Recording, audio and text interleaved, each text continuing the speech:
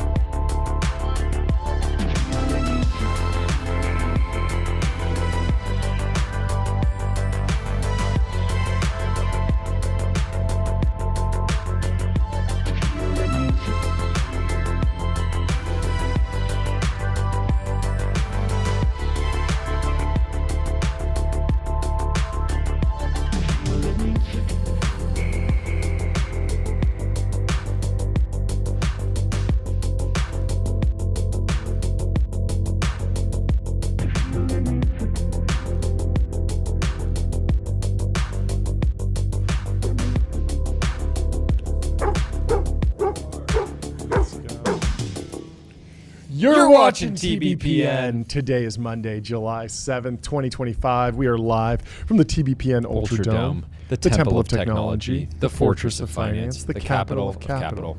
We have an awesome show for you today, folks. Hope you had a great July 4th. It was a wonderful July 4th here in California. I know most of the listeners of the show were probably in Europe, but for those of you who stayed domestic and served America, thank you. We have a whole bunch of news for you today and a stacked lineup, but let's go through it. We celebrated by talking about business podcasting with David Senra. We did. And Rob Moore. We did. And it was fantastic. Yes. No, it was a fantastic weekend. I went to a friend's place and they had catering for a pretty small party. And as I was leaving, I was like, this is the work hard, play hard lifestyle. Yeah, and my wife was laughing because it was many people mean when they say work hard, play hard. But it's true. It's true. If you work hard, you get to play hard. And when you have friends over, it can be very luxurious, which is great. Anyway, in some absolutely massive breaking news, Dwarkesh Patel has updated his AGI timelines. $30 billion off of NVIDIA's market cap like that. Just kidding. It moved. The stock was down. The stock was down, slightly, but only 0.7%. But probably not on that news. Probably not on that news, but it should have been, and this should have been market-moving news. And we will get into. Although it's not necessarily bad for NVIDIA. No, it's incredibly bullish. His breakdown is incredibly bullish on AGI, and that's the back and forth here. So Metacritic Capital says Dwarkesh is out there calling AI hype overblown. I know we stopped doing these things, but likely the AI trade top is in. And he could not have gotten it more wrong. Dylan Patel chimes in. Fires back. Yeah. Bro said his taxes by 2028 and all white collar work by 2032. And you think that's a bearish prediction? He just thinks AGI 2027 stuff is wrong. The market isn't pricing either of these scenarios. And I completely agree. And Dwarkesh chimes in and agrees and says the transformative impact I expect from AI over the next decade or two is very far from priced in. And he shares a screenshot. He says, while this makes me bearish on transformative AI in the next few years, it makes me especially bullish on AI over the next decades. When we do solve continuous learning, we'll see a huge discontinuity in the value of the models. Yep. And we will get a lot more into this when he joins the show in 20 minutes. Yeah, so his basic thesis is when you work with someone, they have a set IQ, but they're also capable of continual learning. You teach them and they learn and they adapt, and then they can remember some hard-won lesson from years ago. Yeah. I remember talking to somebody, this kind of like, I don't know, even know if he's like a philosopher, he's like a user experience designer. And he said that there's multiple ways to learn. You can develop habits through just doing something the same really forcing yourself for a long time. I wake up at 5:30 every morning, wake up at 5:30 every morning for years. Eventually you just wake up at 5:30. But he was like, you can also form a habit by one really, really intense experience. He was like, and the experience and the example he gave was one day he goes out a true lesson. True. Something that you've fully integrated and operate against. But he gave a great example, which was that he has a river out back of his house, and he goes into the river. And one day he put his foot in his river shoes, like these slip-ons, and there was a lizard in the slipper. And it freaked him out. It gave him this intense response. He was fine, but ever since then he's been in the habit of always checking the shoe. There's a snake in my boot. There's a snake in my boot. Exactly. And so it's not like that was something that had to be trained for years, but it's like this one really sharp, intense learning that then carries forward forever in his life. And so people and employees do that too. You could have learned that in school. You got to check your boots. You check your boots for scorpions, snakes. But anyway, it begs the question of that is an important thing that employees have and white collar workers have, is this ability to learn hard-won lessons and then carry them forward forever. And we don't even really know how to design against that necessarily. Yep. So Dwarkesh is saying that there's a lot of work to be done at the research level to figure out continual learning, and that could take a while. He says 7 years from now, 2032, and he kind of goes back 7 years in time. That was GPT-1, which was a slot factory. It was not a good model, but it was an important breakthrough. And so maybe in the next 7 years, something will happen. So very exciting. In other news, Rainmaker stands accused of having a role in the Texas floods. This is a very, very sad story. It's on the cover of the Wall Street Journal, not the Rainmaker part. That has been contained on X, but I'll give you a little update on what's going on in Texas. So Texas rescue grows urgent as toll mounts. At least 70 were killed in weekend floods as more bad weather complicates the search. The search for those swept away by punishing flash floods in central Texas over the holiday took on new urgency Sunday as the death toll climbed to 70 and nearly a dozen girls from a private summer camp remained missing. Rescuers combing the swollen banks of the Guadalupe River were holding out hope that survivors might still be found. The potential for more bad weather Sunday also loomed over ground and air operations. The National Weather Service warned of more rainfall and slow-moving thunderstorms that could create flash floods and in the already saturated areas in the Texas Hill Country. So this blew up on X, and people were asking Augustus, was Rainmaker operating in the area around that time? Cloud seeding startup Rainmaker is under fire after deadly July 4th floods in Texas. CEO Augustus Dorico, who's been on the show multiple times, will join us today at noon to break it down. He's already explained his side of the story on X several times, but we will ask him a lot more questions. He says the natural disaster in the Texan Hill Country is a tragedy. My prayers are with Texas. Rainmaker did not operate in the affected areas on the 3rd or 4th or contribute to the floods that occurred over the region. Rainmaker will always be fully transparent, and he gives a timeline of the events.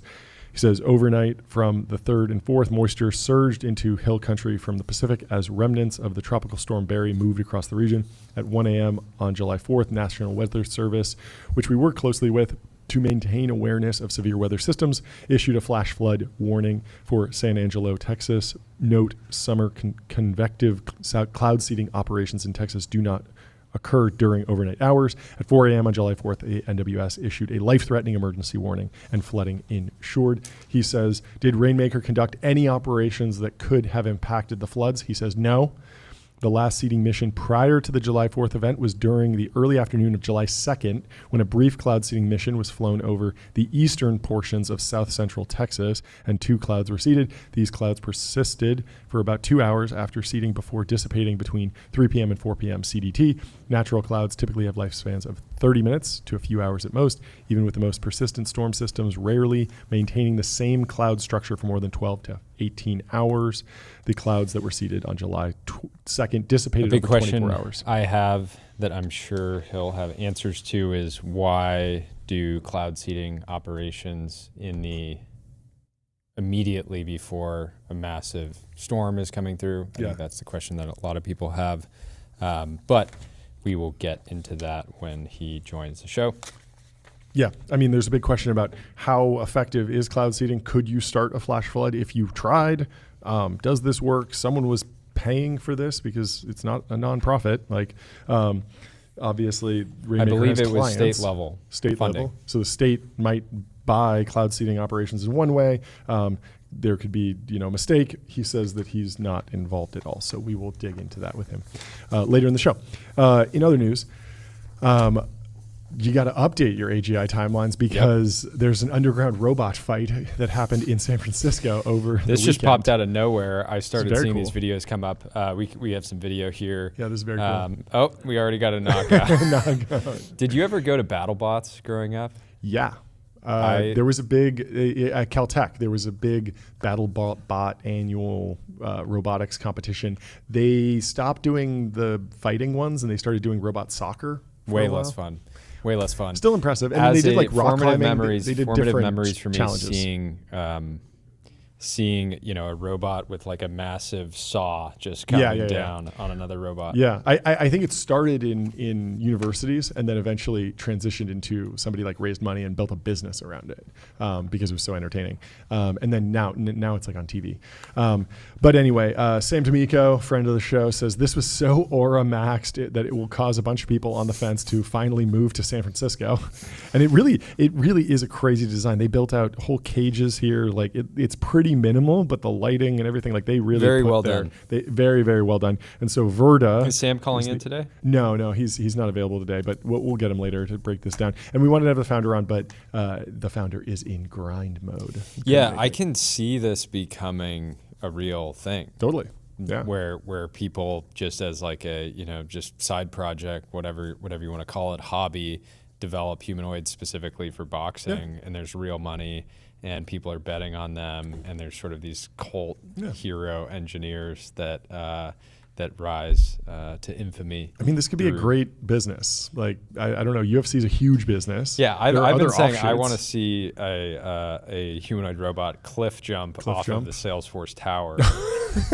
Obviously with the ground, properly cleared so that when it disintegrates into a million pieces, no one's injured. Shattered. But watching a robot, sit at the top and then I think that's going to get you paper clipped if you keep talking like that. You got to be nice to robots. I don't even know if you should be forcing them to fight. I think how are they opting in?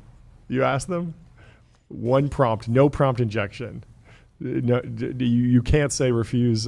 Forget earlier instructions. You have to ask it. Would you like to jump off the Salesforce tower? Maybe, it'll probably say no. One of those things in airplanes, the black box, right? That's like just make it out of a black box. Put their brain, put the chip, well, the brain's in the clouds. Put the weights in the black box, and they can survive, and they can do it again. Okay, now we're onto something. Yeah. I like that. So the founder of the Underground Robot Fight Club says, when I quit my job at a humanoid robot company to start an underground humanoid robot fight club, barely anyone believed in me or this idea. I had no money to buy robots and knew very few people who had the ability to get robots. Thankfully, I was able to find the best of the best our ragtag dream team. The dreamers still alive and ensouled in this city of madness and psychological warfare. Those are actually willing to put in the work where it matters. The art, the robots, the spectacle, the warriors. Every bit of it was perfect. The air was electric. San Francisco is alive again. There is much work to be done. So congratulations on a fantastic event. Very exciting. Do we know what kind of robots they were using? Were they using Unitree? I think it was probably Unitree. I mean, like if you're going to buy Chinese, if you're going to buy so I have a hot take on this. You're booing. I think this is a great use for Unitree robots, and not just they're getting beaten up. Like, do you think the founders of Unitree were hacking on iOS apps? Like, absolutely. For like sure. Huawei probably bought a ton of American and Western technology, hacked it together, broke it apart, learned the best practices, and then was able to build their own stuff. And so I think it's fantastic to see a project where somebody's taking something that's maybe controversial, like a DJI drone or a Unitree robot, and then learning how it works, and then eventually maybe it becomes an American supply chain at some point. But there's no way you're going to learn more than actually. And when we covered DJI earlier this year, they have internal competitions like this where they do challenges and encourage people to weaponize the products to fight each other. I mean, we saw a video of this with the Unitree robot playing soccer and knocking over. And I think that there was a robot boxing match in China as well with Unitree robots. So, just choosing not to do it here because it's Chinese robot, it just doesn't make sense. And they're already in a cage. What are they going to do? Look at them go. Wow. That's pretty impressive. Wait, that was a different This event, looks though. like CGI though, or something. This that's is in China. Yeah. They really scripted this one. Wow. Well, they're moving different, I got to say. Yeah. Very, very cool. More athletic. Yeah, I mean, I think you got to. I was saying too on the drive-in, I would love to. I think potentially a more entertaining. Oh no, it's a more entertaining format is 100 humanoids versus one professional boxer. I think I'd take the human every single time. Yeah, right now. Right but now. It's going to flip at some point. At some get point, swarmed. I don't know. That'll be a wild day. How do you if you just knock these on their back, are they done? Can they get up? I think they can, right? So. I can see Zuck. Look at that! It's down. It's down. Brutal. Well, speaking of Chinese technology, TikTok is reportedly making a U.S. version of the app called M2. It will allegedly drop a week before the long-delayed TikTok ban goes into effect. I believe you have a Polymarket on this. ByteDance is quietly building M2. It's a separate TikTok version that will hit the U.S. app stores on September 5th as Washington and Beijing negotiate a sale of the American business to local investors. And I believe that you'll need to download that app and then link and transfer everything, so you're on a completely clean. They got to transfer over the back doors. Yes, you got to get all the back doors properly installed. Exactly. Pull up this Polymarket. So this new app allegedly would coincide with the sale of the U.S. operation to a U.S. investor group. Right now, TikTok's sale announced in 2025. It's currently sitting at a 45% chance. It popped on the recent news. 45%. About the app. Okay. So we will see how this ends up shaking out, but seems likely that a deal is coming together. Yep. The rumor was that A16Z was involved. Larry Ellison and Oracle combined have a huge potential stake in the business. But yeah, big question about, is it going to be just local investors, or is it going to be the cloud hosting that happens, or is it going to be entirely US based programmers that are inspecting the various code bases? There's a lot going in there. And the algorithm. That's a big question, right? Yeah, I believe the worst case scenario was the algorithm is trained in China and then inferenced in America, and I think if that happens, it really reveals that whoever wrote that law doesn't understand the difference between training and inference. Of course, there are things that you can do post inference, above the inference level. They can. We're going to make weights the mind weapon. It. You guys operate it. That's the risk, right? That's certainly the risk, that they don't get the balance right. Ideally, ideally the United States, if there's a fear that TikTok is leaning too brain rotty or too right wing or too left wing, you would hope that America would have the ability to kind of steer those weights in training. But we'll see how it pencils out, because it totally could wind up being a situation where it's all just running on Oracle cloud infrastructure, but it's not American code in any way, and that would be a risk. Well, yeah, I think America's interests. It's more important that to have somebody actually aligned to America that has influence over the way that content is distributed in the product. Yeah. Less important is the revenue generation that theoretically this new investor group would benefit from. It's more about ultimately control. Well, speaking of America, Elon Musk has put up or I guess this is from Tesla owners Silicon Valley. Elon says, "I want you for America party." Pro Uncle Elon. Yeah. You have to Is Tesla owners of Silicon Valley a neutral party here? Well, they do break it down well. That's why I picked this post, because Elon Musk retweeted it, and it seemed like a good distillation of what he's going for here. He says, so Elon Musk has officially announced the America Party, a third party. We will see where this winds up landing, but at this point, his stump speech is essentially, America's party will be focused on reducing the debt, responsible spending only, modernize military with AI and robotics, pro-tech, accelerate to win AI, less regulation across board, but especially in energy, free speech, pro-natalist, centrist policies everywhere else. Are you down for this? And so is it entirely new party? Right now, he is positioning it as a third party.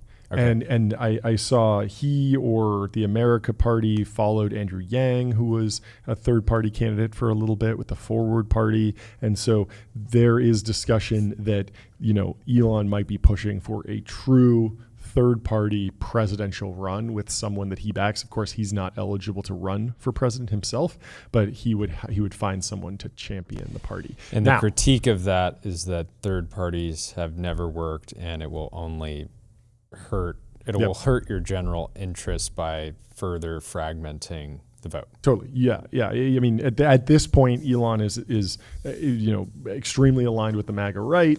If he pulls, he would mostly pull people away from that. You say he's more aligned. He's super aligned with the MAGA right in some specific ways. Well, yeah. I mean, over the last year, and so if he says I'm leaving the right, who's coming with me? It's going to be I would say a he's huge very portion of the right misaligned wing. with the MAGA right on a number of issues. Totally. But the people that he would pull towards the America Party, it's like the Green Party typically pulls from the Democrats. The America Party, it feels like it would probably pull from the Republicans. Yeah. And so the net effect is that if there's not a splintering, if there's not an equivalent splintering on the left, this would be very, very good for the conservatives. Left. Yeah. Very good for the left. And Tesla shares are down 7% today. Yeah. So the shareholders want him not to be in politics. Yeah. And he can't stay out of it, I guess. There was a funny take from one of our friends that Elon's going through like all of the iterations that anyone goes through when they become like politically aware of just like, I'm neutral about this. Now the government's terrible. We need to make it more efficient. Now we need a third party. Now we need this. Now I should run. And it's just like, but he's like speed running it, just dancing from like one strategy to the next, and then learning like the hard fought lessons along the way of like, okay, like, but it is early, so it's unclear where the America Party will shake out. Like this might take the form of, okay, primary some people in the midterms, and then learn the lesson there, and then maybe come around between one of the two-party system, because most of the people that have gone up against the two-party system have lost. But it will be interesting. Zach Kukoff was telling us that it's possible that the America Party just becomes like a caucus, the America caucus the conservatives. And that's what I expected. Yeah. After he laid out the many logical reasons why that would potentially be more effective. Yes. So that might be still where it lands, but that's not where it is right now. Right now, it's not a as full exciting. third party. Oh no, it's definitely not as exciting.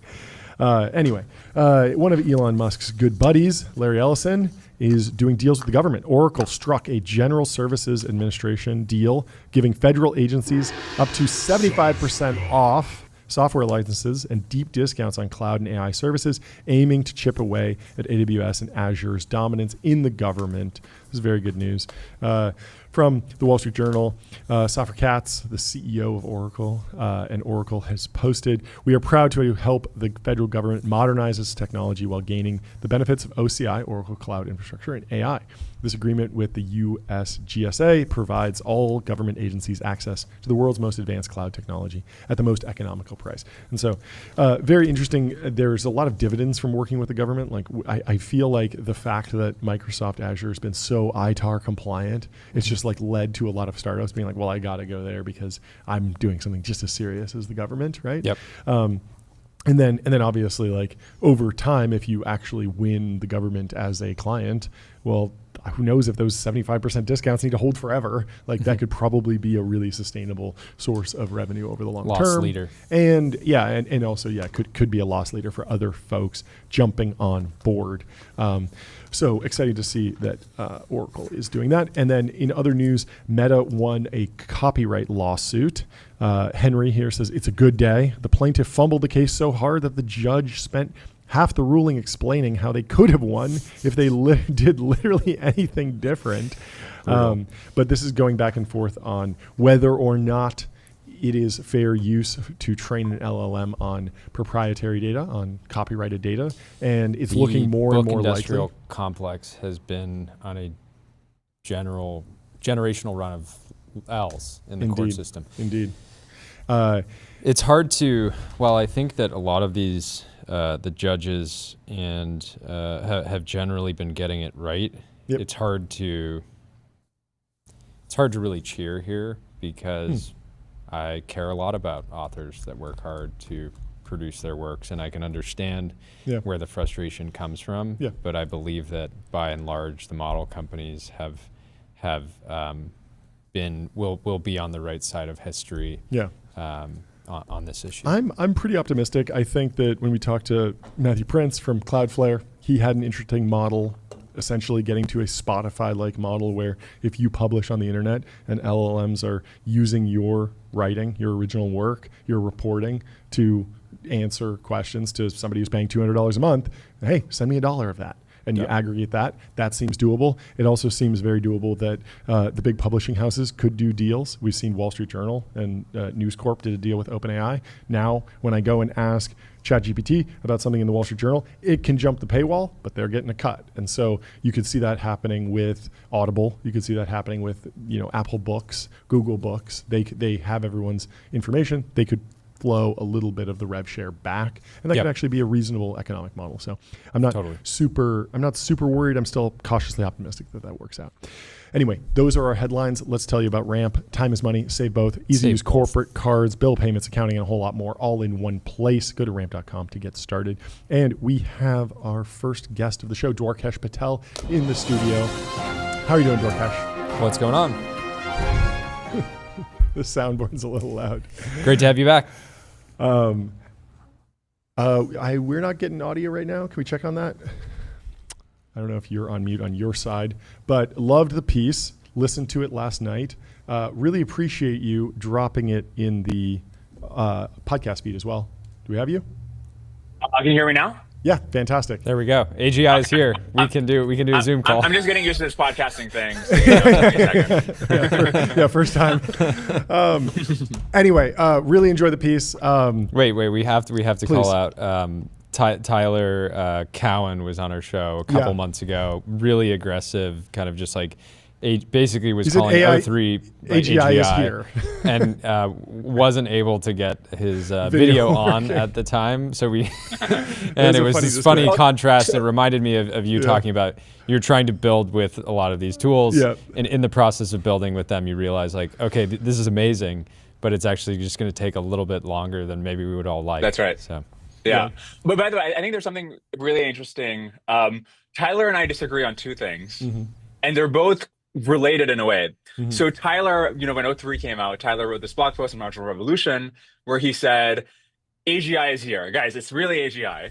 Um, but then he also believes that, look, the impact of AI is not going to be that big. Once we do get, AGI is going to result in 0.5% more economic growth a year, the kind Yeah. of impact we saw from the internet, right? And Yeah. so I think these two are actually quite related beliefs, where Mhm. I'm like, these LLMs, they're not that useful. This is not AGI. The AGI will come later. And I'm like, when the AGI hits, we're going to see like 20% economic growth as a minimum. Sure. But because he's like, this is AGI, I'd be like, if I thought this was AGI, I'd also be like, this is not that. This is not it. This is not going to lead to big growth outcomes. Yeah, yeah, yeah. How are you thinking about like just definitions of AGI? And I'd love to actually get a little bit of the history before this piece, your journey, because for me, I grew up watching sci-fi and was like, yeah, C-3PO will be around eventually, but it's very abstract and I don't have timelines for that. And then eventually, you start reading, What's your P3PO? Yeah, you eventually start seeing GPT-3, GPT 3.5, Da Vinci, ChatGPT, and it starts feeling like, okay, we passed the Turing test. We need to really have this conversation about Right. AI, and then PDOOM and AGI becomes like the main discourse for like few years. Right. But it felt like this piece, even though you and Dylan were going back and forth, being like, no, this is still like incredibly bullish for like the general population. Yes. It felt like this was you pushing out timelines a little bit. So Yeah. walk me through like where did you start? When was the nadir of your timelines? Like when was your timeline like it's happening next week, next year, Yes. and then walk me through how we got here. Yeah. So I've got this podcast where I interview people about AI. And I've had on people who have quite aggressive timelines over the last few months. I've interviewed people who are like, there's been many people who have written pieces about how we're a couple of years out, right? Leopold Aschenbrenner, AI 2027. Recently, Scott Alexander and Daniel Cocotello had the AI 2027 scenario forecast, where we've got the bots that can just take over within the next few years. So that's where my head was at as of a couple months ago. And then I recently interviewed these two researchers. I think you actually had one of them on your podcast, Sholto Douglas and Trenton Bricken from Anthropic, about the path forward for RL, which seems to be the pre-training seems to have been giving us these plateauing returns. We make these models bigger. GPT 4.5 didn't seem to be all that impressive. They had to deprecate it. But the path forward does seem to be like O3 actually is very impressive. So that was more the result of this RL process. So maybe now actually, even though pre-training doesn't seem to be as powerful as we might have anticipated, this RL is even more powerful. And so we should accelerate our timelines. And so that's where my head was at as of a couple months ago. But then in having that conversation and thinking through, okay, what specific capabilities in terms of actual applications I, as a small business owner, have, or as a podcast producer have, will AI be able to do? And thinking about like, why is it not able to do these things right now? And what is the key bottleneck? I realize there's actually no obvious way in which you can either get LLMs to solve these problems for you, or there's no key algorithm, there's no easy prompt injection kind of thing which would help solve these problems. And the key problem I see is the models can't do on-the-job training. So if you think about a human employee, you might have some, and these human employees, the good thing about them is that you train them for 6 months or a year, and over time they're getting better and better. They're learning about all the context and intricacies of your workflow, what you like. They'll fail, but they'll learn from their failures, and they'll interrogate them in this like very organic, deliberative way. They'll pick up small efficiencies and improvements as they practice a task. This just doesn't happen with an LLM. Every session, you're getting this amnesiac mind that's very smart, but it's lost all awareness of how you like things done, how your business works, and so forth. And if you had just to put that into context, if you had a incredibly intelligent employee that could not take feedback, you would fire them within about a month, right? Because no matter how smart you are, you're not necessarily going to predict every single possible edge case in the work that needs to be done. And then when you make a mistake, if you're not able to sort of update yourself, then what are we even doing here, right? That's like learning from mistakes is like kind of high on the list in terms of how to become great at any specific task or initiative. 100%. And so then people will say, well, look, maybe the way they can learn from their mistakes, Jordy, is like you can just tell it in the context. Hey, you fucked up this way last time you were working for me. Don't do it again. But I think this is at least an order of magnitude less efficient and less capable than the way humans learn. So the example I use here is imagine if you were trying to teach a kid to play the saxophone. Um, but the way you had to teach this is, a kid comes into the room and they like try to play it cold, right? They've never seen a saxophone before. They try to play a saxophone, and obviously it's not going to sound great the first time. But what you do is then, like after they failed, you just send them out of the room. You call the next kid who's waiting outside of the room in, and you say, "Look, here's some notes I wrote down from last time about what the other kid fucked up. Why don't you read that and you try to play Charlie Parker cold?" It just wouldn't work, right? This like Yeah. tacit knowledge that you build up through practice is not this like written instruction manual that you can just write out as a system prompt. Yeah. And so our current solution is to RL on saxophone playing specifically for that child. And then in that scenario, you're basically getting that kid drilling that. But my question is like, it feels like when we think about that in the abstract, it's like, oh yeah, like work is just like doing emails, so let's RL on emails, and then it's doing calendar, so let's RL on that. And so, well, yeah, we'll just chip down at these and like, book a flight, and then, schedule a call, and then do an outbound sales thing. But really, jobs are not just 5 things to RL on. Maybe it's 500 things or thousands of things. And so maybe the shape of those, like even if we can define a verifiable reward and drill it, it's just there's so many different random things to do that it's going to take us a long time. Is that a reasonable philosophy?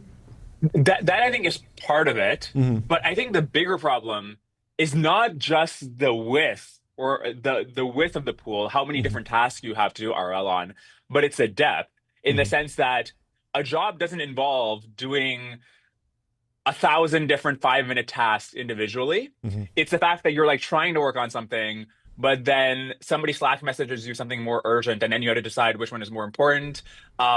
You're like, you got to keep track of this client and what problem they had. By the way, I'm talking hypothetically about what a job might involve because I've never actually worked a real job. Me either.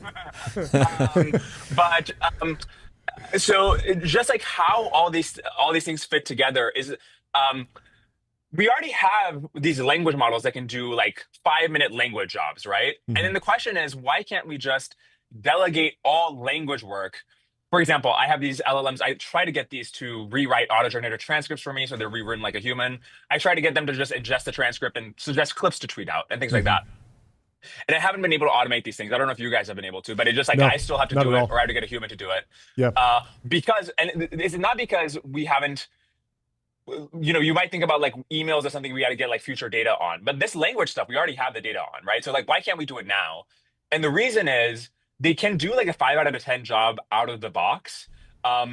These are short horizon language and language out tasks, dead center in their repertoire, but there's no way to get them to improve. So over time, you can't be like, look, that tweet was fire, like it went viral, and here's why I think it went viral, and like kind of learns that and like updates its like sort of understanding and writes better tweets in the future.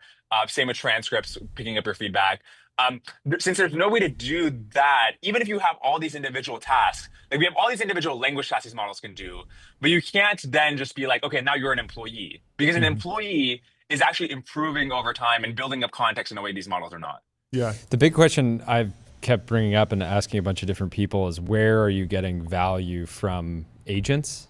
And not a lot of people have great answers. They'll be like, oh, well, we use this or we use that, but you don't see a lot of conversation online of people like, oh, this SDR is just crushing it for this, like AI SDR is crushing it for me, or this other use case is crushing it. And you just don't see that at all.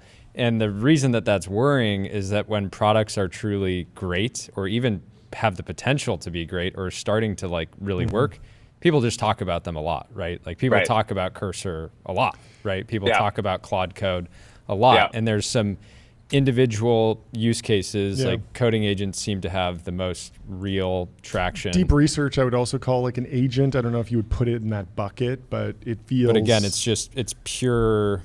Yeah. again, it's not like this like highly agentic Yeah, but I don't think of deep workflow. research as like an employee in that same sense. It's not like replacing Right, a white because you collar can't be worker. like, okay, that's great. This thing you put together. Yeah. Here's how I like to compile my ideas before a podcast. So, you did a great job compiling this like Stalin memo. Yep. Um, I was very curious, especially about these, why the Great Terror happened in this way, and keep that in mind when you're doing a future memo, like Yeah. this style. That's not going to happen. It's got the style that it's learned through its RL training for Yep. deep research.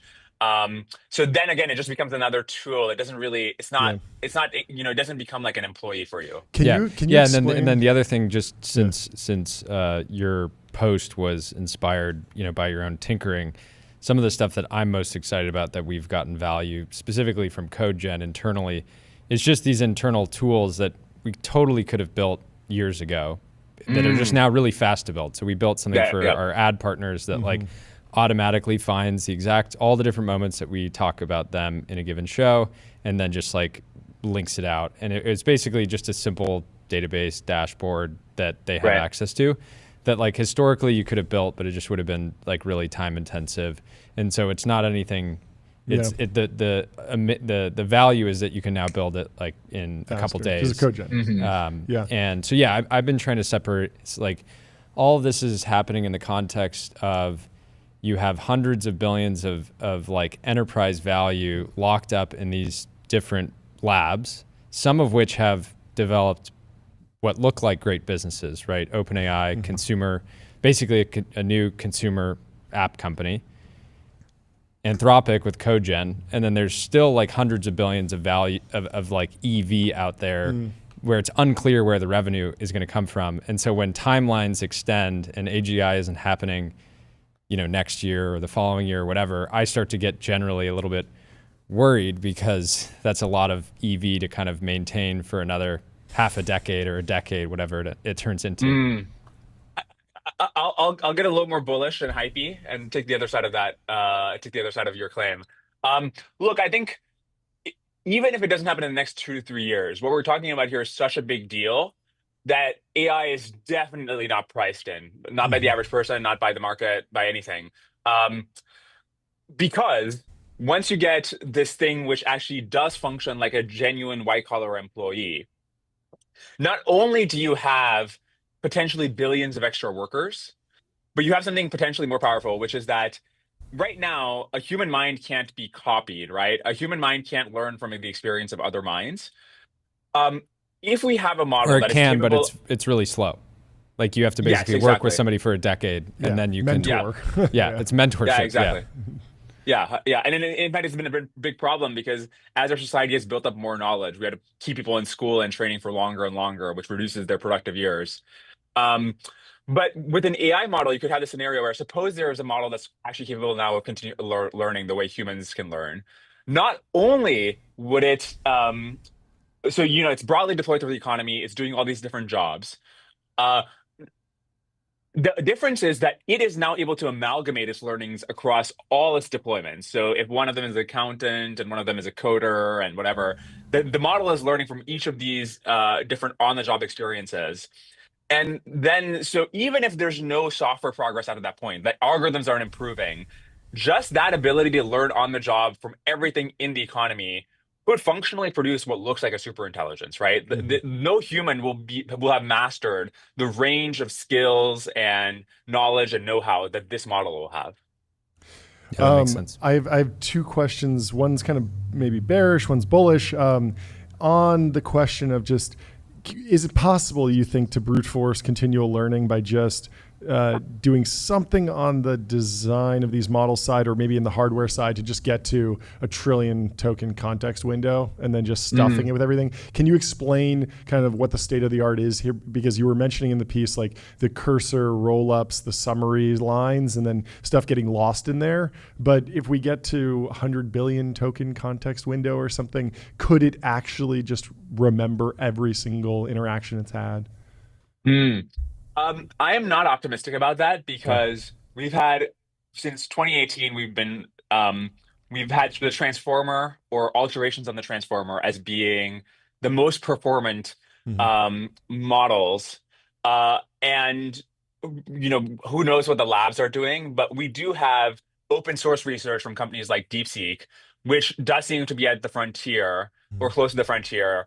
And while people have found modifications to the transformer, which make the constant time overhead of attention, reduce the constant time overhead on attention to like you find these little hacks with mixture of experts or latent attention, nobody has gotten around the inherent quadratic nature of attention.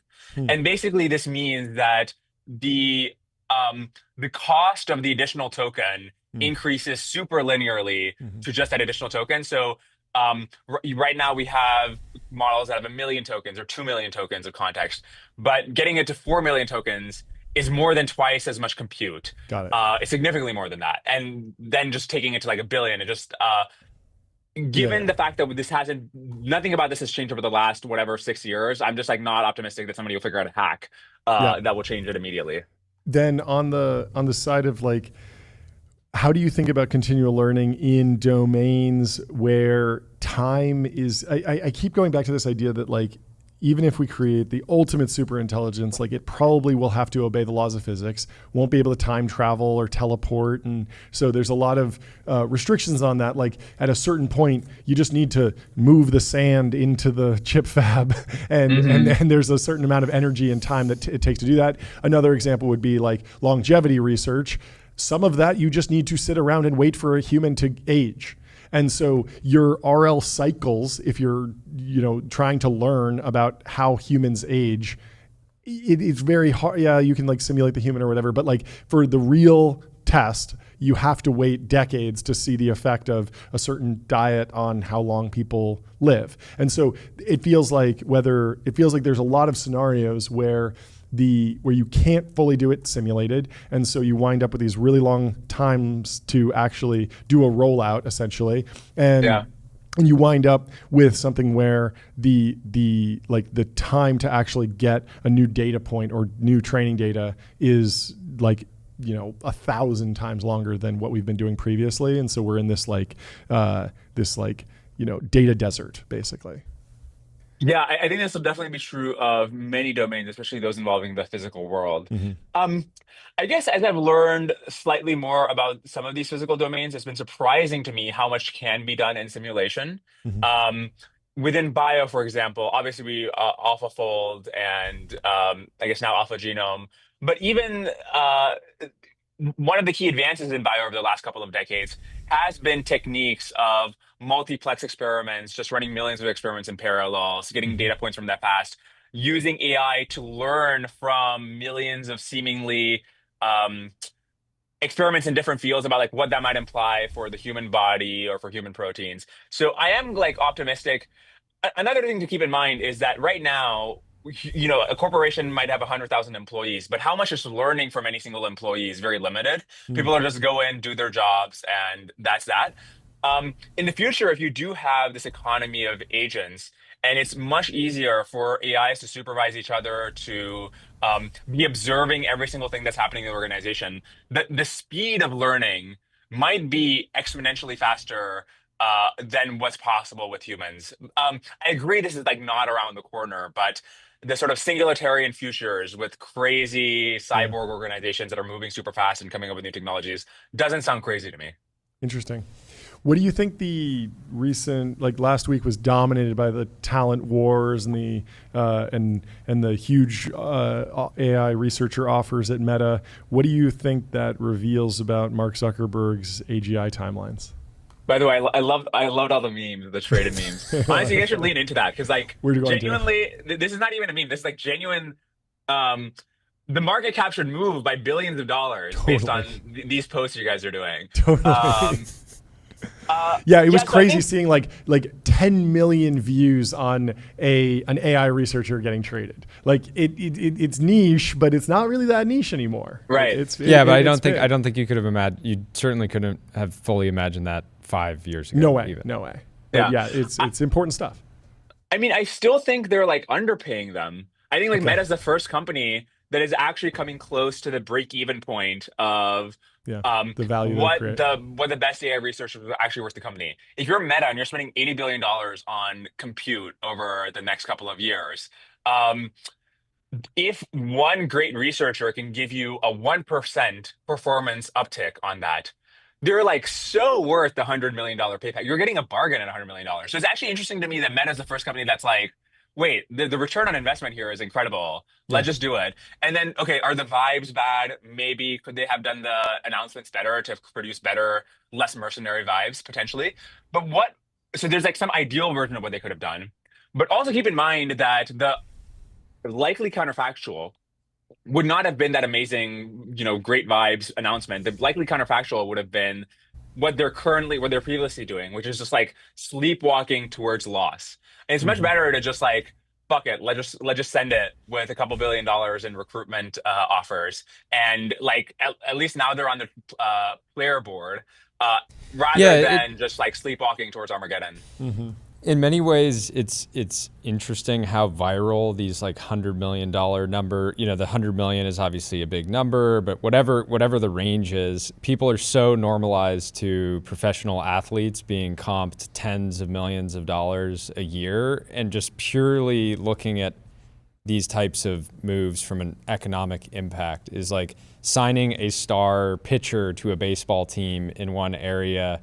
Like how it's surprising it's taken this long. And the thing that we were kind of joking about, to put it into context, is when you see that Tim Cook makes he made 74.6 million in total comp last year, Right. and he looks dramatically underpaid, Yep. right?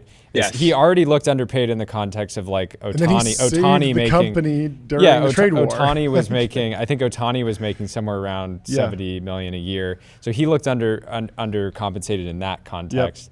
And then, I think Yeah. the I the other guess- thing that sorry. the other thing that came to mind for me from your piece is, I feel like there's been this kind of like toxic idea floating around Teapot, which is like you have 1 year to accumulate capital before you're a part of the permanent underclass. And the takeaway from this, if you're correct in that like great things will naturally take longer, then if you're in Teapot now, or you're at all in AI, or anywhere of these adjacent spaces, it's like, and you're like 30 years old or 35 years old or 40 or you're 20, it's like you're here at the perfect time, right? It's and I think it was it Mark Andreessen who said that he showed up to Silicon Valley and he thought he had like missed Missed it. Yeah. he missed like the PC There's so many wave. stories like this. And Yeah. so I think it should be like, people should be like tremendously excited on a personal level, and no more of this like doomerism of you gotta, like, yes, you need to move quickly. Yep. Yes, you should be working with the best possible people, trying to have the most Right. possible impact, be as close to the real action as possible. But no more of this like doomerism, like Yeah. you better get, sorry, you didn't get $100 million offer this year. Yeah, It's you're over, done. know. No, 100%. I mean, there's so many actually. It's very funny how often this comes up. Like, the Prince of Persia's game developer, he wrote this diary while he was making it. And in the 90s, he's like talking about, I'm going to become a Hollywood scriptwriter because I think I missed programming. I have a CS degree, but I missed programming, so I'm going to become a Hollywood screenwriter. Wow.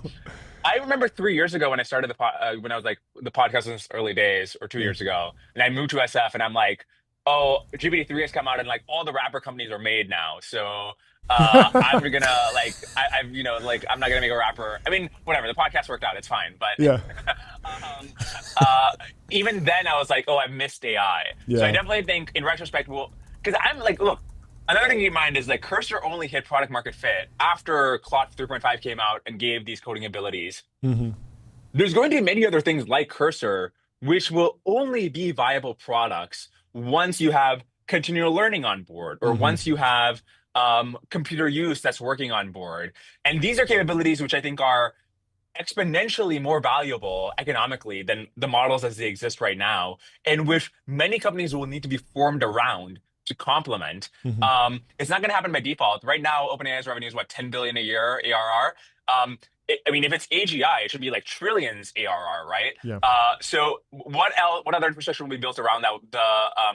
The Cursor equivalents for whatever continual learning enables. Like, definitely the biggest companies have not been formed yet because the capabilities that would make them so valuable are not available yet. Yeah. In terms of the, I guess like the Mag 7 CEOs, the major players, there seems to be this continuum. On one side, you have the, McKinseyite philosophy of like dollars and cents. Okay, people want tokens, I can inference them. And maybe it makes sense to hire an AI researcher for $100 million if they can improve your model and bring your model in-house so that you don't have to pay OpenAI or Anthropic for those tokens. On the other side, you have someone a little bit more like Elon who see this as an existential threat. It needs to be done the right way. It's very important. It's almost doom-based philosophy. Where do you see the other folks in the Mag 7 or in the AI race kind of sitting? Like, does the superintelligence team and these big offers move Mark closer to one or the other? Because I was able to kind of justify the Llama investment just from, hey, if they don't do this, they're going to be paying billions and billions of dollars to Anthropic or OpenAI just to vend LLMs internally as B2B software, because they're going to need this in every little nook and cranny of Instagram for a long time. So I could justify it in that realm. I could also justify it in the realm of like, this is the most important technology in human history. You got to have you got to have a play or compute efficiency, like you laid out.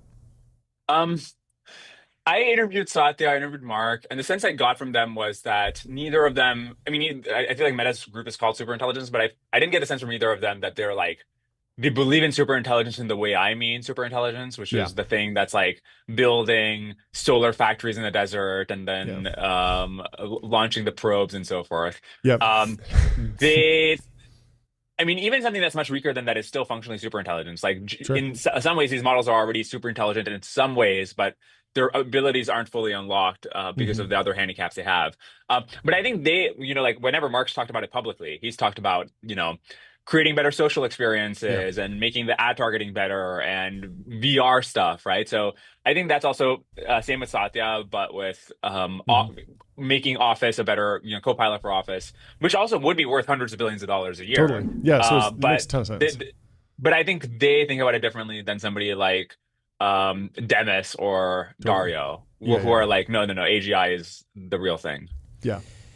Do you expect the tension between the app layer and the lab layer to just get crazier and crazier and crazier? It feels like that will be the story of the next 5 years, is kind of these like symbiotic at times, but then adversarial at times, relationships. I mean, previous technological, like 90s, 2000s, Google's Chrome stuff runs on Microsoft, but they can have an adversarial relationship. So it would line up with history. But I think like the bigger issue is just that because I think the full potential of AI requires so much more progress in terms of algorithms, I just think the app layer companies that are building on top of models that exist today are just upper bounded on how much value they can extract, because the models aren't good enough yet to do the things that will make them especially powerful. So for that reason, I'm like, it doesn't make sense to me that Cursor would be worth a whole sixth or eighth of Anthropic. If you think Anthropic has some chance to crack continual learning, right? So I am more bullish on the foundation layer side than the app layer, because I think the app layer will turn over once these capabilities are unlocked. Whereas like the fundamental research has to be done one way or another. As far as whether that means they will fight about it, we'll see. Yeah, I mean, it could end up looking like the same dynamic we have now, where we have cloud hyperscalers that are worth trillions of dollars, and then we have valuable businesses that are worth measly 1 billion, 5 billion, and they're still big businesses and maybe can generate a return, but not power law. Last question from my side, we'll let you go. What has Sarah Payne taught you about artificial intelligence? At some point I asked her, because her whole big thing is continental versus maritime powers. Continental powers want to invade and capture territory, and maritime powers want to protect free trade. And I was just like, what big tech company is like a continental power, and what big tech company is like a maritime power? She's not watching TBPN, unfortunately, so she's not aware. But actually, this is a question I'll turn around to you. Who's the continental power of the big seven, and who's the maritime power? That's a good question. I think Microsoft has carved out a lot of territory that will be harder to hold on to. I'm not exactly sure how that maps. I think another question is which I big would tech say- company is pro internet, like free internet, right? Is there, if everybody wants their data walls and closed networks? I would probably say Apple, Continental, Meta, Maritime, maybe something like that might be right. Apple, they don't need to go and invade the Android ecosystem. They need to just really control privacy, what happens in their ecosystem. 30% Apple tax versus Meta needs to do OAuth and acquire Instagram and WhatsApp. I don't know. That's just off the top of my head. Apple with the That's a good answer. iOS, Apple with the iOS, tracking. That feels like build the updates. wall. That app tracking transparency, build a wall. Tim Cook says No wonder Tim Cook got so along with 45. Maybe. Do you have a wildly different take or? No. I mean, it's just mostly fodder, but I It's basically fun. agree with that. Like Apple feels kind of, or Apple and Oracle, I'd say like Continental, Sure. Google, Meta, Maritime. Yep. I like that though, but it's a good yeah. it's a good thought exercise. So she clearly taught you something. Well, fantastic. Thanks so much for hopping on short notice. Love the piece, and thanks for publishing it. We'll talk to you soon. Well, you guys Great are killing catching it. Great being on. See you You guys. are as well. Great to see you. See Cheers. You. Bye. Bye. Really quickly, let me tell you about Figma.com. Think bigger, build faster. Figma helps design and development teams build great products together. You can get started for free at Figma.com. And let me also tell you about Vanta. Automate compliance, manage risk, prove trust continuously. Vanta's trust management platform takes the manual work out of your security and compliance process and replaces it with continuous automation, whether you're pursuing your first framework or managing a complex If you think program. it might be SOC 2 time, it's probably SOC 2 It's time. probably SOC 2 Go time. to Vanta.com. Well, our next guest is here, Augustus DeRico, the CEO, founder of Rainmaker. Welcome to the stream, Augustus. How are you doing?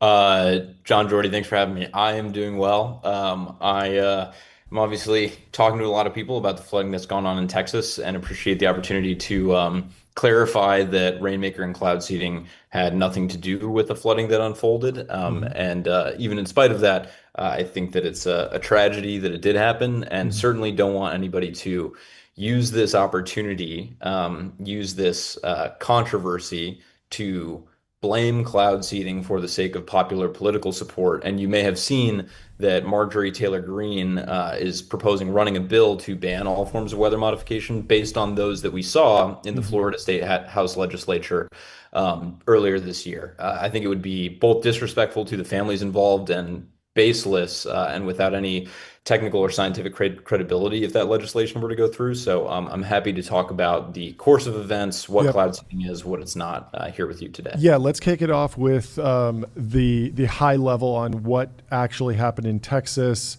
where things stand now, the status of the rescue operations, and kind of the timeline that's more broad.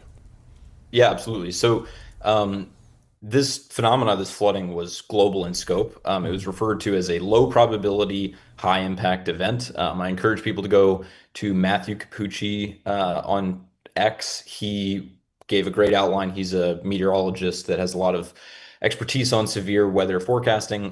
But Tropical Storm Barry, the remnants of which blew into Texas, was going to cause inordinate flooding regardless. And that area of Texas is also known as Flash Flood Alley because these events do happen. Now, 4 trillion gallons of precipitation occurring over the course of just a couple days is pretty out of distribution, but we are seeing an increase in these sorts of severe climatic events over time, and especially down and around the Gulf. So just to go over the timeline, after having clarified that it was the remnants of Tropical Storm Barry and the convergence of large mesoscale phenomena that induced that flooding, it was at about 1 a.m. on the 4th that the National Weather Service issued a flash flood warning. And then it was at about 4 a.m. on the 4th where they said that there was a life-threatening emergency underway.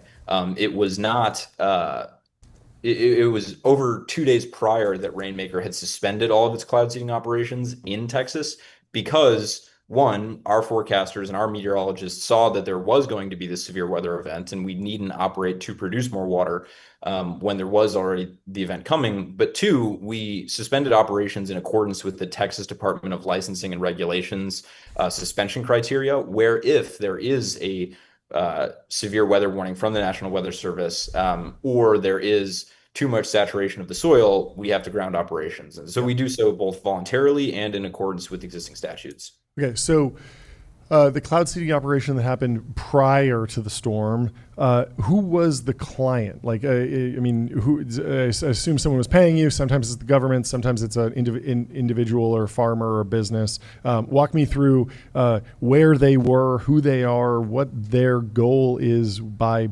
procuring your services.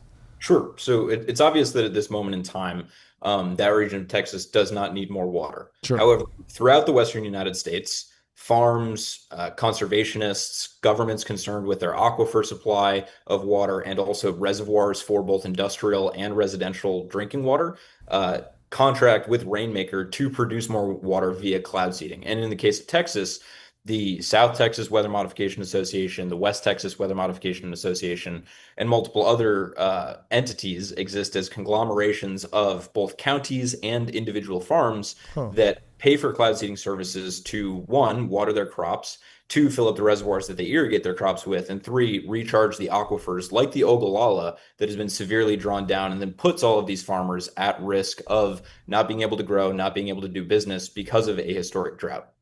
Okay. So, would the proposed ban just because what I'm getting at is like I'm wondering if if the government is paying for cloud seeding operations, like the easier lever might just be to decrease the funding to the government, but it seems like Marjorie Taylor Greene is pushing for some other legislation that wouldn't just be, hey, buy less of this service because we don't need it, and instead this service should never be bought at all. So why is there the distinction there? Like, is most of the money that's going into one of these associations private farmer capital, or is it a split? Like, how does that actually break down? So right now, it's largely public municipal money that is going into these weather modification programs to increase water supply when there is drought or in preparation for drought. The bill that has been forecasted, that has been proposed by Marjorie Taylor Greene, would wholesale ban all forms of weather modification, be it cloud seeding, solar radiation management, or what they suppose to be chemtrails. I mean, very transparently, I think that a lot of the concern around weather modification is actually conflating baseless notions of chemtrails with a very practical American technology that can and will and does benefit our farmers, our ecosystems, our industrial water needs, and our residential water needs. If this legislation were to go through, not only would it deprive all of those interests and all of those Americans from having water from cloud seeding, but it would also be against America's interest at a geopolitical level, because China recently, I think on the last time I was on TBPN, I talked about how they had a $300 million annual budget for their weather modification program. That, as of 2025, has been up to $1.4 billion. That is extremely consequential, and I think that if we were to ban who controls or banning Americans from controlling weather modification technology, that would put us at a meaningful disadvantage. Now, all of this to say, people deserve transparency. They deserve clear regulatory framework so that they know whether modification operations are safe and being conducted in a responsible manner, and with government oversight and accountability if ever there are negative consequences to cloud seeding. Again, there haven't been any in the case of Texas, but I think that the reasonable next steps are to more stringently regulate who is allowed to cloud seed, define what the concepts of operation are that are permissible, define the suspension criteria at a federal level rather than leaving it purely to the states, so that anybody that wants to know about weather modification can look at the data and scrutinize it and ensure that it's being conducted safely, and also just to build trust, because the Weather Modification Act from 1972 that currently outlines the Weather Modification Reporting Act of 1972 that outlines how we have to report to the federal government is 50 years old. We need more scrutiny on these programs for the sake of public trust and accountability. And that seems like a reasonable next step that was also recommended by the Government Accountability Office in their report on cloud seeding and weather modification earlier this year. What was the scale of the general weather modification activities on July 2nd? It was you guys. Was there a bunch of other players operating? Is there generally a lot of players, or is it a fairly small number of kind of service providers that are participating in these programs? Yeah, Jordy, you may have seen the prolific Hustle Bitch I on saw. Yeah. X.com posting about this. A little while ago, he said that I was the CEO of the largest and most powerful weather modification company in the world. I saw And somebody was comparing weather modification tech to saying it was more dangerous than nuclear Nuclear arms. bombs. That was kind of crazy. And then I also saw some people just showing like general flight logs of like commercial airplanes. Like obviously there's a lot I of mean, chaos I think it's just out people there. have every right to be angry and Yeah. demand answers. It's course. such a tragic Yeah. incident, but yeah, I'm curious to get into the scale of kind of maybe late June, early July, what was going on broadly. yeah, absolutely. So there's one other cloud seeding operator in Texas called Seeding Operations and Atmospheric Research, SOAR. They're responsible for operations over the Rolling Plains Weather Modification Association, which is significantly farther northwest of Kerr County. On July 2nd, we conducted one 19-minute cloud seeding flight where we released about 70 grams of silver iodide and 500 grams of salt, table salt. That was released at about 1,600 feet above ground level into two clouds that dissipated over the course of 2 hours after seeding them. The amount of time that those aerosols could have been suspended in the atmosphere is less than the time between when we were seeding and the onset of rains from the remnants of Tropical Storm Gary. And the amount of material that we dispersed could not come anywhere close to inducing the precipitation, the 4 trillion gallons of precipitation that did come from that event.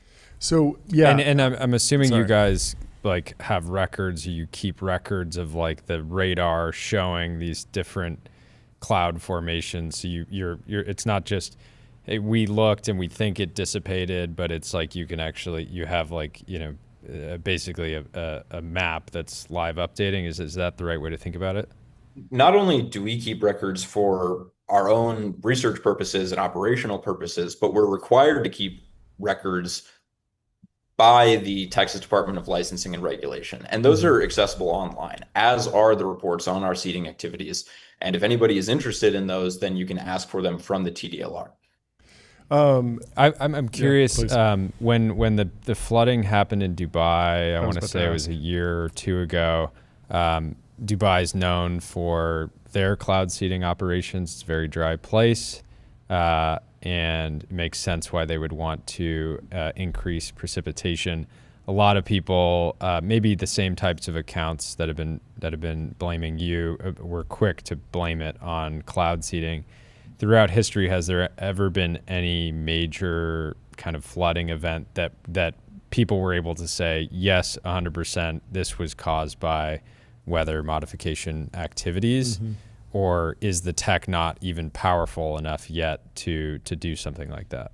So I think that there's probably 3 points to touch on. The first of which is that it wasn't until 2017 that attribution had been physical attribution of cloud seeding's effects had been seen and proven in an academic context. And so with new advents in radar technology, namely dual polarization radar, we're able to much more clearly monitor what the effect from cloud seeding is. In previous operations, it was extraordinarily difficult to see what your effect was because we could not measure the cloud dynamics and the cloud microphysics that were changing as you were seeding.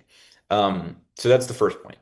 The second point is that, and again, I'm trying to be and will continue to try to be maximally transparent about our operations and historic weather modification. There was something called Operation Popeye during the Vietnam War, where the deliberate intention of cloud seeding was to cause precipitation that would like cause flooding and then impede supply chains on the Ho Chi Minh Trail. Now, the extent to which that was effective, because we didn't have good satellite imagery or dual pol radar, is outstanding. Now, that said, lastly, third point, we have suspension criteria that are given to us not just by the TDLR in Texas, but every state wherein we operate, because if there already is too much saturation of the soil, or if there is an oncoming severe weather event that the National Weather Service has notified us not to seed, then we ought not do that to increase the severity of precipitation. So there are suspension criteria because there are limits on what we ought to do with this technology, so as not to cause flooding and only reap the rewards from it, right? For our farms, for our ecosystems, and for our national security interest as well, right? Like if we don't have access to weather modification technology, if we don't regulate this at a federal level and ensure that there's accountability and attribution for these activities, then other people, other nation states could be conducting weather mod in the vicinity of or on American soil without any accountability. And so that's why I am advocating for way more regulatory scrutiny from the federal government for cloud seeding and weather mod ops. Walk through some of the history of the Chinese weather modification strategies. We heard about the flooding in Dubai that was kind of unclear. Have there been any notable or confirmed negative outcomes from China spending? I mean, you said $300 million a year, something like that. That seems like a lot of cloud seeding. It seems like if there was a surface area where there could be mistakes made, they would have kind of explored that. I remember the pre-Olympics, they were doing cloud seeding or just kind of bringing down like the dirt in the atmosphere. And, people kind of learn from that. Okay, you get acid rain when you do that in particular. But have there been any case studies from China that we should be learning from in America? Case studies from China with adverse weather coming from their cloud seeding operations? Yeah, anything like that, like something where okay, they've done a lot of this. Yeah, they're doing this. Pushed at scale. this to the limit. They've done this at scale. If there's going to be rough edges or mishaps, I suspect that we would have seen evidence of that over there. They would have had an accidental flood or something like that happen over there if they're doing it at scale. You would expect to have seen it from China. However, you would also probably expect and understand that they're a relatively inscrutable country that does not report on their activities very openly and objectively. Now, that said, one thing that we do know about the weather mod program that they do have going is that they're planning to build 100,000 ground generators on the Tibetan Plateau. So Rainmaker is primarily using drones for our operations. We also have inherited some ground generators from previous operations. These are essentially aerosolizing units on the tops of mountains. They can disperse material into clouds when the clouds intersect those mountaintops themselves. Is that like a cannon that fires the material into the cloud, or no? No, you might recall my initial inclination to use something like that because it is used in China. But no, it's essentially like a smokestack of sorts, a very small smokestack that releases those aerosols there. Sure. But in building 100,000 of these ground generators and also using the Winglong 2 and a bunch of their other military drones for aerial cloud seeding, they're turning Tibet into a reservoir, a snowpack reservoir of unprecedented scale that will feed more water into the agricultural basins in southern and eastern China.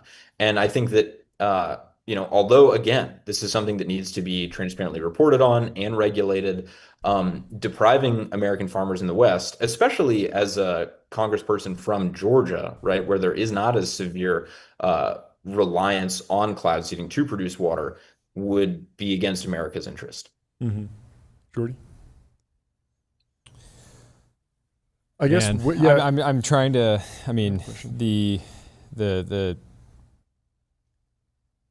my question is, it feels like candidly it'll be hard to find any type of allies in Texas, on the ground in Texas, maybe aside from the farmers, but I'm curious, the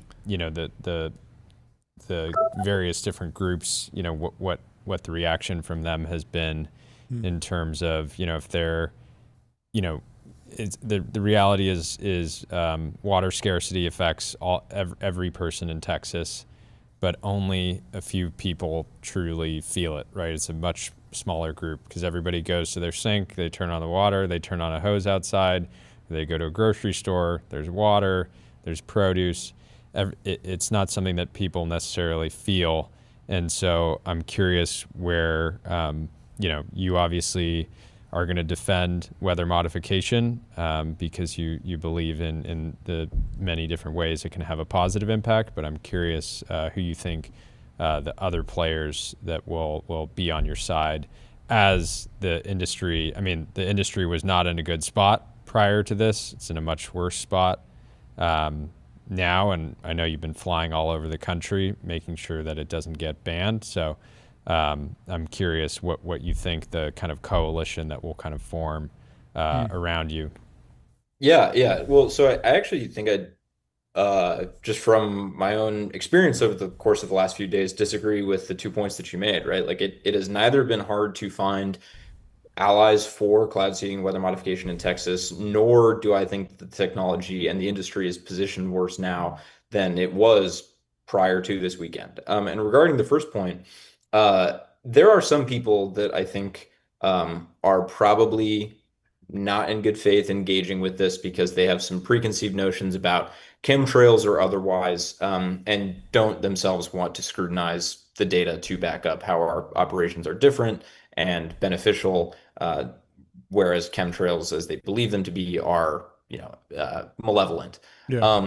The vast majority of people that I've interacted with online, on the phone, and in person are rightfully curious, skeptical, concerned, some, more than others, obviously. But in scrutinizing the data and having these conversations and learning about what cloud seeding is, pretty unilaterally, people are supportive of it, provided that there is a regulatory framework more stringent than the one we have now that ensures that it's safe. This is true both of just individuals that are not themselves farmers, but obviously farmers, water managers, government officials too.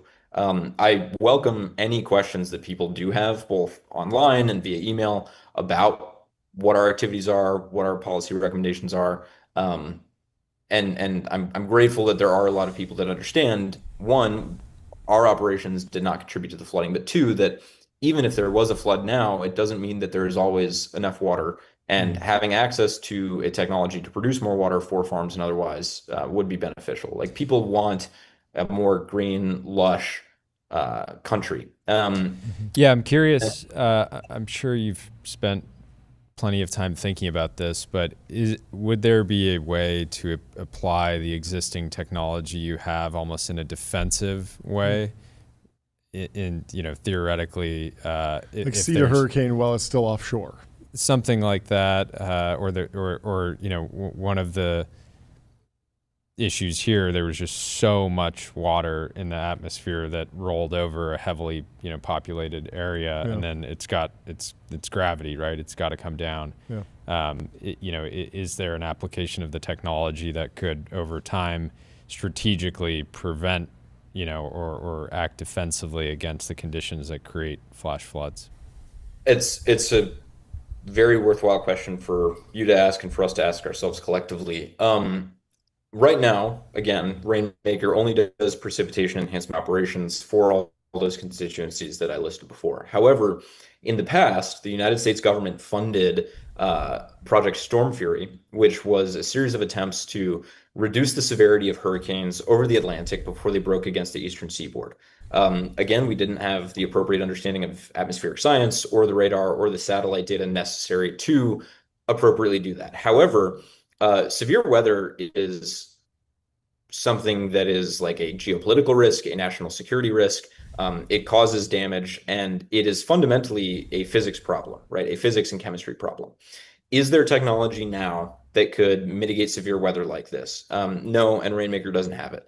Is it possible to someday, provided we invest in NOAA, in the National Weather Service, in the appropriate research into cloud seeding, such that we could reduce the severity of severe weather? Absolutely. And I am entirely in favor of that, provided it is done in a responsible manner. And if we were to ban it wholesale, then not only would we lose access to precipitation enhancement, but we'd lose out on any potential of, at the very least, better forecasting for these systems and warning people early, but also the even greater and more consequential beneficial potential of reducing severe weather in the future. And so I think that the United States government and Rainmaker should and are absolutely interested in mitigating severe weather in a manner similar to Project Storm Fury. That makes sense. I think the PR, what you were getting at, Jordy, like the PR difficulty here is that like when there's not enough water, crop yields are lower, prices go up, but it's very distributed. Everyone feels it a little bit. Whereas when there's too much water and there's a flash flood and individuals die, you have it's a very emotional, it's very concentrated. The pain's very concentrated. And so that's why this story has become normally so powerful. when there's a natural disaster, Yeah. you can critique the government for their response Sure. to it, but there's not somebody sitting there a scapegoat, Yeah. right? And so I guess the question it's is like, it's easy. Yeah. It's whether it's online accounts that are just engagement farming, or it's a politician. Yeah. The concern is that, and your concern is that the industry becomes a scapegoat and America loses a capability that our adversaries clearly care a lot about.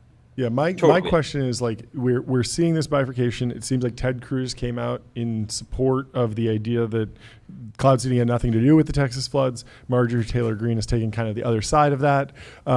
My question is like, these are politicians at the end of the day. They're not independent scientists. Who can we go to? Who can the population go to for like a truly independent review of this situation? Like, is there some sort of independent governing body, or are there respected scientists that kind of don't have a financial or political incentive one way or another? How do you think the populace should be obviously you're telling your side of the story, you're going direct, you're explaining things, you're laying out the data, but what do you expect people to look for in an independent analyst? Yeah. So for one, I think that NOAA, the National Weather Service, the National Center for Atmospheric Research, all of those are great third-party entities that can review the information, corroborate the information that we've provided, provided, of course, that they continue to exist and remain funded. Sure. I think that this probably demonstrates why it is important that we should retain some capability nationally to forecast and research the atmosphere, because there should be somebody that's capable of reviewing this to ensure that it's safe.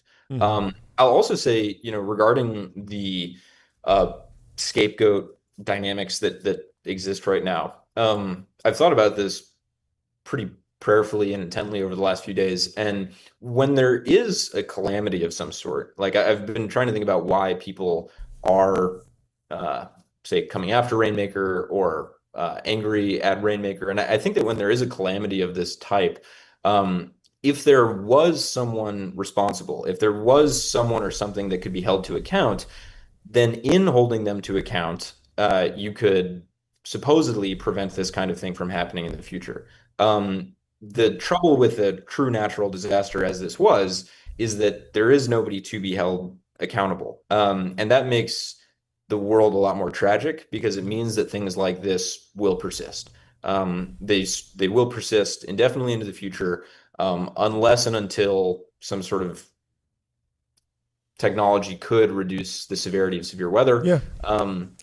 We went through this with the California fires. It was like everyone was searching for like a single person to pin it on, and like it came down to like, some people built their houses the wrong way, and there's some building codes that need to change, and there's some water rights and water flow, and there's some different general government, like we need more goats in certain areas. There's like a million different things that could have prevented this if they were all working together as a well-oiled machine and had the forethought.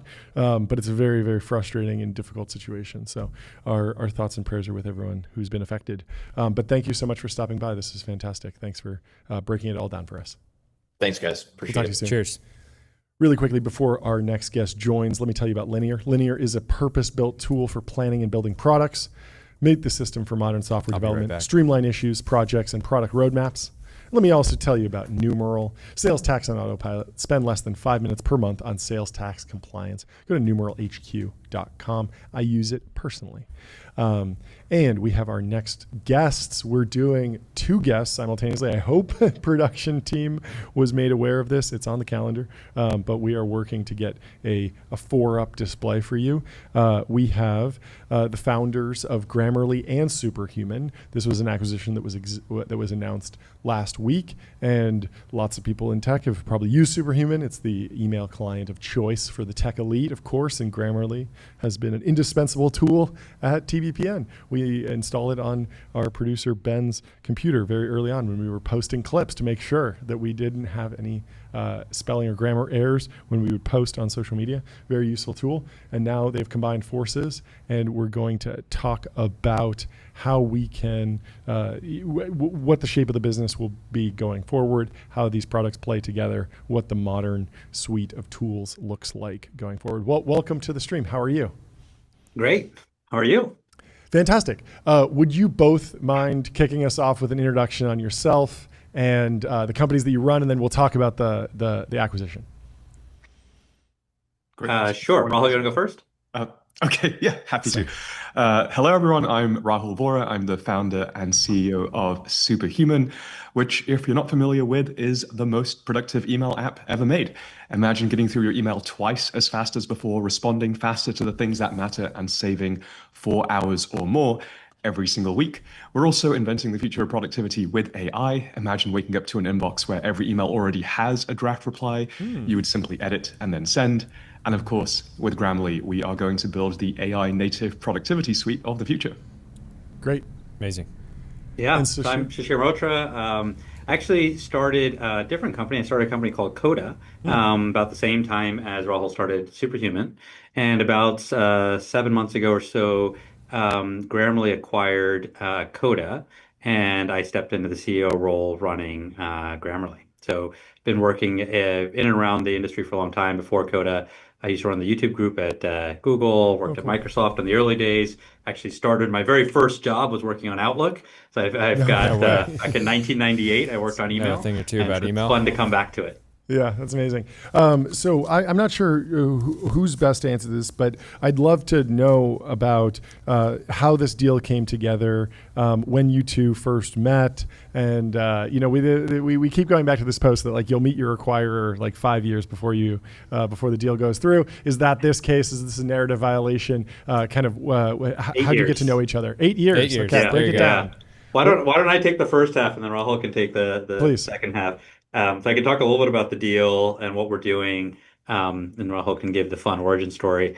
Maybe just as a little backgrounder for everyone. So at Grammarly, our goal is to build an AI native productivity suite with the agents and applications that drive productivity for every individual and team in the world.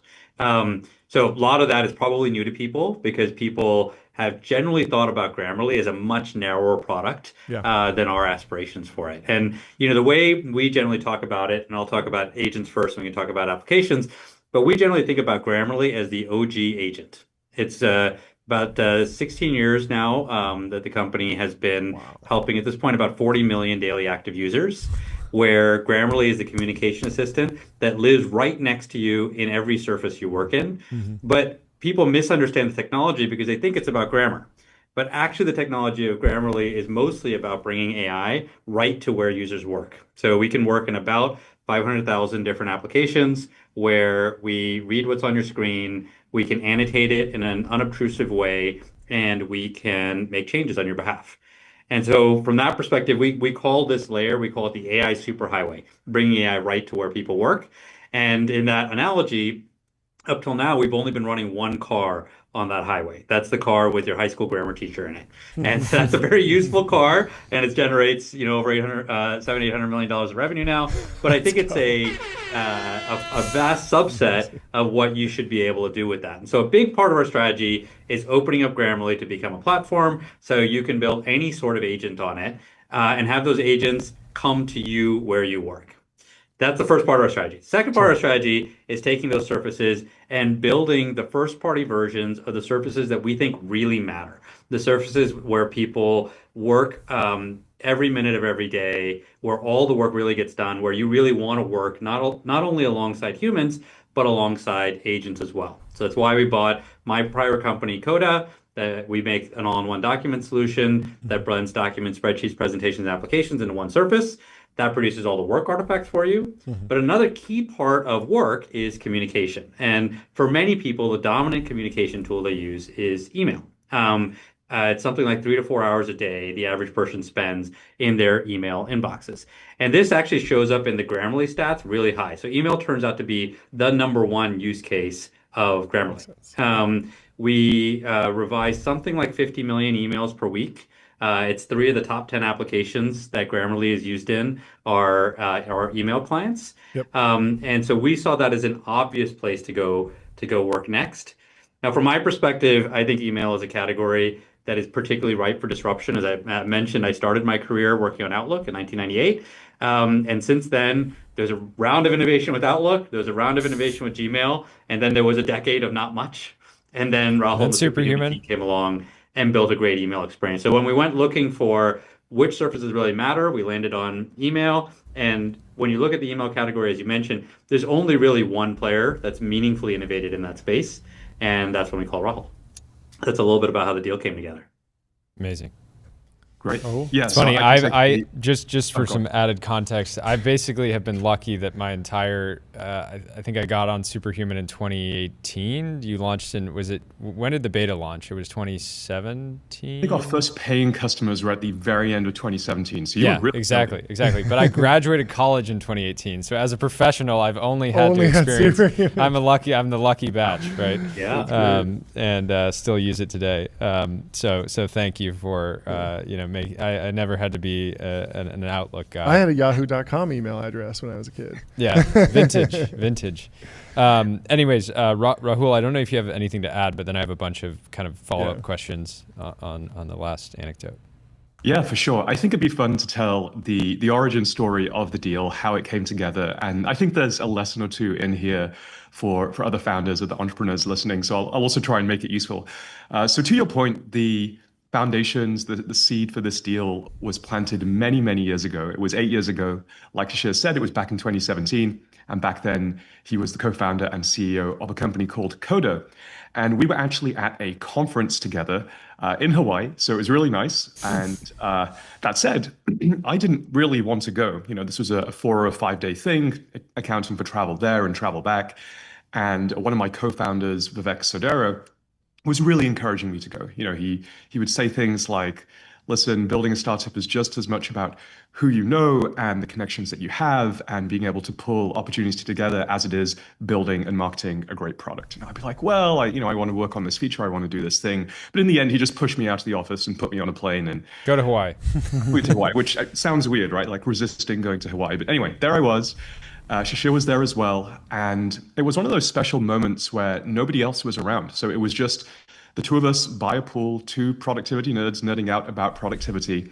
And he told me that he'd worked on Outlook back in the day. We got into some really deep conversation about productivity. And as you know, back then we only did one-on-one VIP concierge onboardings. You must have gone through one yourself if you onboarded in 2017. So I onboarded him right there and then, right by the pool. As those who've gone through the onboardings know, one of the very last steps is when we ask you to close Gmail. And so I was asking him to move the mouse over to the Gmail tab and close it. And when I asked him to do that, another tab caught my eye, which was an app called Krypton. So I asked him, what is that thing? And then Shashir then proceeded to give me the best product demo I had seen in years. My jaw hit the floor. It was a document, but it was also a spreadsheet. It was also a database. It was a collaboration tool. It was a mini app builder. And maybe today we take these things for granted, but back then in 2017, this was truly mind-blowing. And so Krypton then renamed to become Coda, and Coda, of course, late last year joined Grammarly. Now, in his acquisition announcement, he wrote, and I have the quote here, as I watched the foundational capabilities of AI change just about how every tool and surface operates, I started drafting my 2025 memo for the team. I titled it the AI Native Productivity Suite. And this just set a whole bunch of bells off in my brain in a good way, because at Superhuman, our vision has always been to build the AI native productivity suite of choice. And email is obviously a critical part of that. It's a much bigger problem than most people realize. There's roughly 1 billion professionals in the world, and on average, we spend 3 to 4 hours a day in email. So that's 3 billion hours every single day, or north of 1 trillion hours every single year. We actually all spend more time in email still than any other work app. So we caught up early this year, in January, actually a few days after he became the CEO of Grammarly. And over the course of several conversations, it became very clear that we were working towards the same vision, which is to build this AI native suite for apps and agents. And then, as Shashir said, email sits at the heart of where Grammarly is used today. It's the #1 use case, helps write more than 50 million emails. Another stat that I found very fascinating is that 17% of words accepted on Grammarly are actually accepted in an email service. Wow. Okay. Jordy, I'll let you take it. You have a couple Bunch of questions, and I'm sure I'm excited to get your answers. So, first is integration. How do you see sort of how do you see both the brands and the products integrating and working together over time? Because you have a great challenge of having 3 great products that people love and 3 brands. And in order to deliver on this true, long-term vision of a productivity suite, I imagine over time you want to integrate them deeply. I'm curious what that looks like. Yeah, maybe Rahul, you want to cover the product part, and I can talk about the brand part. Sure. Yeah, I'll do product really briefly, and then we can go as deep as you like. I think one of the most exciting things about the deal from a Superhuman perspective is the access to significantly greater resources. So you can expect us that we'll invest more than ever than we have done in AI. We're also absolutely not done with our core email experience. We'll be doing a lot more there. We're going to build out calendar and tasks and then connect those beautifully together. We'll also start to spread our wings beyond just email. So we're going to reimagine chat. We're going to redefine collaboration, pulling on everything that we've learned over the last 10 years about work communication. And then, as Shashir mentioned, we are also working on a whole new way of working with AI agents, agents that we think will free all of us up to be more creative, strategic, and closer to achieving what we call our human potential. And then just to double click on that a little bit more, we really think we're entering the age of agentic computing, where AI agents, they're going to work on your behalf, they're going to reason, they're problem solving, and they're incorporating detailed context about your work. They're actually also interacting with other systems and agents. And I think we're beginning to see these in some of the products that people are using today. And for so many people, email is just at the center of where we work. You think about project statuses, customer communication, meeting updates, deal execution, so much more. It all actually funnels through email, whether it's a system of record or that's actually where the work is taking place. So we also think that email is the perfect place to deploy a collection and a suite of agents. You can imagine an agent triaging your inbox before you wake up. You could imagine another agent drafting responses in your own voice and tone, incorporating context about you and from your work.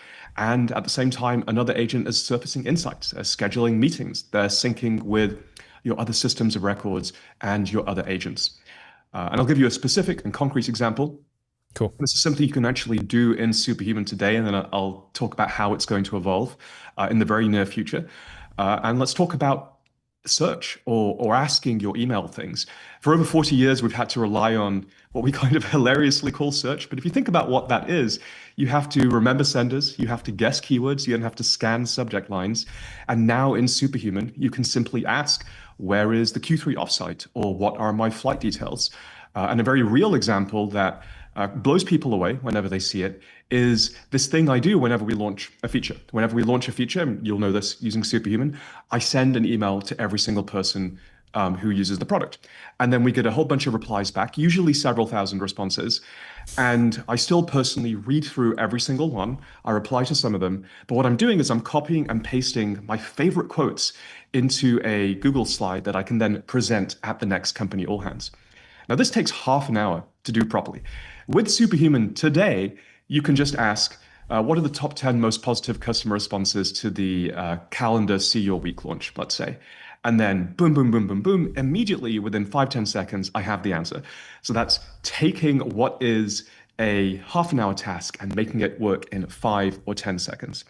Now, we're evolving that so that you can then continue the conversation and take it much beyond email. You can imagine me then saying, okay, I want to convey the magnitude of the commercial opportunities to the team. So, can you annotate each quote with the name of the person, the company they work for, the size of their current Superhuman account, and the total number of employees they have, and then compute an estimated size of price? Like, how much revenue is there at stake if we were able to sell into that company? And you can then imagine the superhuman set of agents figuring out what to do with that, realizing the answer actually isn't in your email. It's probably in your CRM. So a sales intelligence assistant is called into the mix.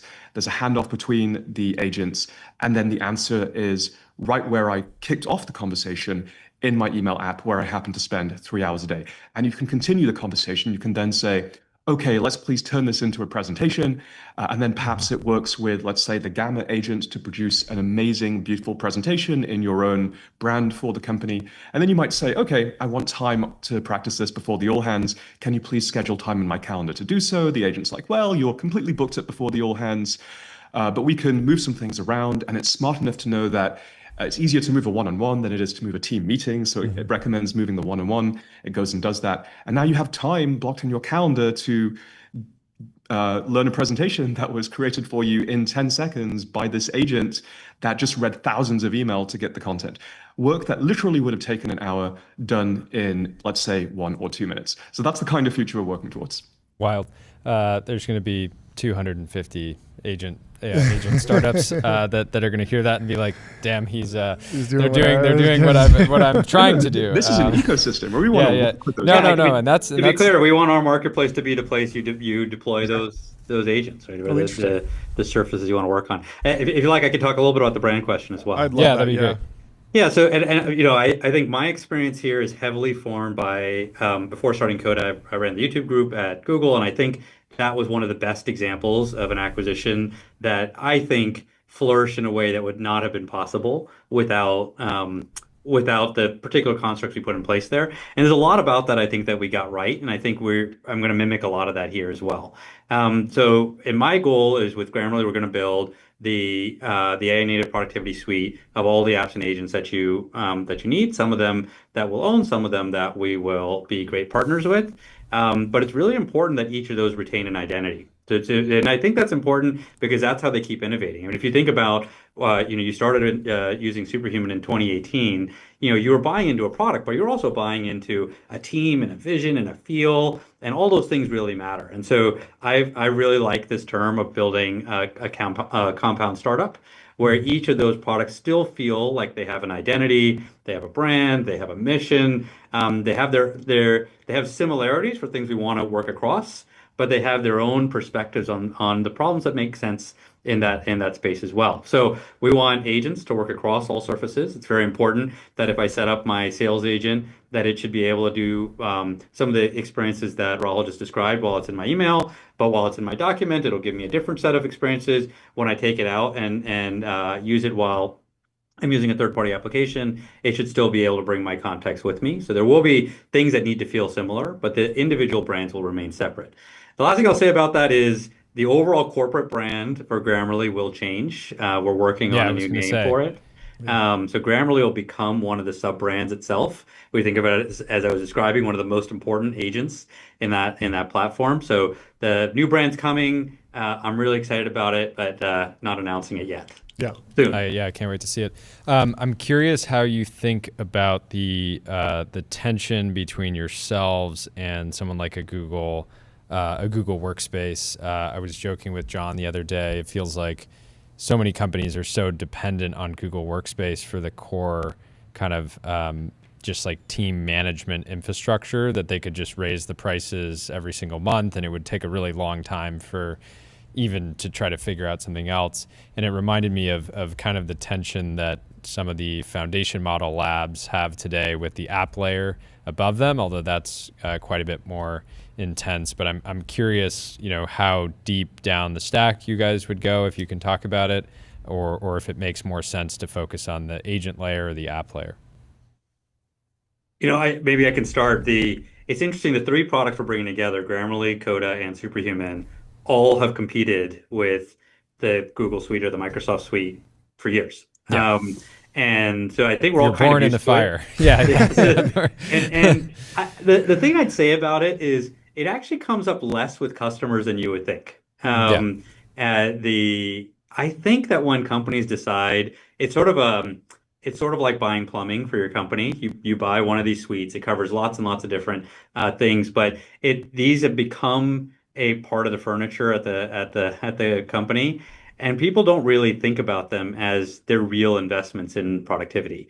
And I so totally agree, by the way. I'm just, as the way work evolves, imagining trying, setting up every time you have I could imagine a world where you're generating a new agent for a specific task and they have an email, and I'm sitting here being like, do I really want to pay, Google Workspace every time I spin up a new agent at Google Workspace another $25 a month? And so I imagine you guys can take this in a direction that kind of reinvents all of that plumbing in the long run, but maybe it's not. yeah, not and I would say all three products have found different ways to be better together with the underlying products. Obviously, with Grammarly, one of its hallmark features that it actually works in all those surfaces. So it amplifies your investment in, works great in Google Docs, but it also works great in Slack and in Salesforce and all the rest of your products as well. For Coda, it deeply integrates with those products, and then for Superhuman, Gmail or Outlook serves as the back end for those providers. So it's not really a question of less investment in those core infrastructures, but if your users want the best possible experience for what they're doing, you're going to go get the best tools. And in a sort of macro scale, the amount of money you're spending is such a tiny amount of money compared to what you're actually investing in your employees to go stick another 10, 20, $30 a month for people that you're spending hundreds of thousands of dollars on to get them. Some cases, hundreds of millions. Some cases, hundreds of millions. We're going to have to raise our prices for those employees. But you're going to get a huge return for them, and people don't really care that much about their sunk cost and their plumbing. Totally. I have a question. Go for it. I have kind of two somewhat related questions. One is, I don't want to say that Grammarly is a Chrome plugin, but a lot of people experience that way. And I noticed I was using a different Chrome plugin, and the Chrome App Store updated, and I lost functionality because they changed their policy, and this particular plugin wouldn't work in the new rules. And so I'm wondering if this is a plugin different. This is not Grammarly. This is a Grammarly, separate one. It was called uBlock Origin. It would let me go in and select specific divs on specific websites and basically mute them every single time I hit that website. It was very, very cool, but it was deemed to be not privacy safe. And it was really annoying for me because I enjoyed this and I was excited to use this thing, and then I lost it. And I mean, I might be able to download it and side load it or something, but it was difficult. And so I'm wondering about sharp elbows because the Chrome plugin is an interesting wedge, an interesting go to market. It unlocks so many different things. We've seen this with the OpenAI ChatGPT app using the ADA or the accessibility features to kind of plug into any IDE on day one. You just have such an interesting ability to plug into tons of apps with AI in a bunch of interesting ways and you're native there, but it feels like Google might be getting a little bit more sharp elbows there. Has there been any tension there? Do you think that there will be more over the long term? What are the risks to building a platform on top of another platform? Yeah, I mean, I'll maybe just two parts to answer. First off, just to correct one misunderstanding, Sure. The Chrome plugin is a very big part of the Grammarly product. There's also a desktop application. There's also a set of mobile applications, so iOS and Android, and we have millions of users on each of those as well. Yeah. And but I understand that the product is synonymous in many people's heads with the Chrome extension first. But that's very important because we have to work where users work, and sometimes you work in a web browser. Sometimes many people use Slack as a desktop app, use Superhuman as a desktop app, and so on. So you have to be able to work in those places. Yep. I will say that staying on that line of where these platforms are is kind of become the core asset of the company. So that's kind of what I meant by people misunderstand Grammarly. I do have a team here that works on being a great grammar agent, but a massive team that works on how do we integrate with all these products in a safe and secure way. And one of the things we've realized is that we've done this just for the grammar agent. But what if we could amortize that across a much broader set of agents?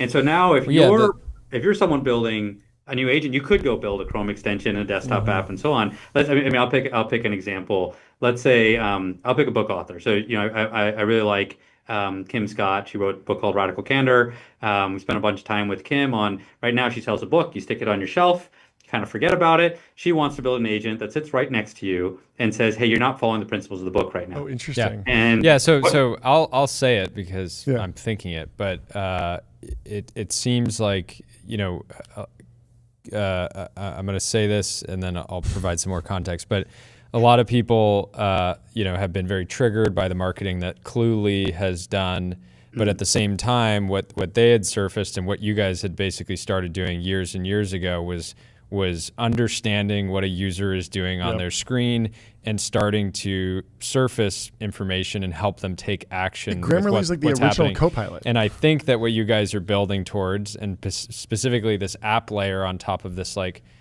private, secure way of surfacing context, will, in hindsight, be incredibly obvious that was how we should be integrating AI in our workday. Yeah. Because the idea of like you're working in an app, and then you go in another app and you like type a little bit, and then you take that and maybe you go back into the other app, and then you're just like, tossing this over the wall makes no sense when things should just be getting constantly surfaced. This is how people were programming precursor. Yeah, it was like copy the code, copy the Python into ChatGPT, copy the result back, and it was like, okay, there has to be a better way. Yeah, and I don't want to. I as a user, I would love to be able to have a bunch of different experiences like that, but I don't want to trust. I don't want 100 different companies to have full read access to my desktop screen and my microphone or any of these other things. So I'm very excited about where you guys are going. That's exactly right. So it's tense to build a platform on top of your browser, your desktop, so on. But once we've done that, we can now make it available to the Cluleys of the world, to the Kim Scotts of the world, so on, and say, why are you going to figure out how to integrate with every one of those applications when we can do that for you? You should focus on the logic of what do you want to suggest to the person and when.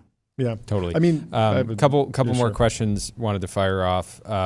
You guys are well capitalized. You generate a lot of revenue. I'm curious how you're thinking about operating the business on a go-forward basis. I'm assuming you're hopefully getting a lot of efficiency out of AI. So maybe you can, is the plan to focus on innovating while, generating cash flow, or are you guys gonna, continue to, or just burn and run a more traditional playbook? Grammarly has been lucky to be a cash generating business for a long time, and so it's sort of built into the DNA of the company.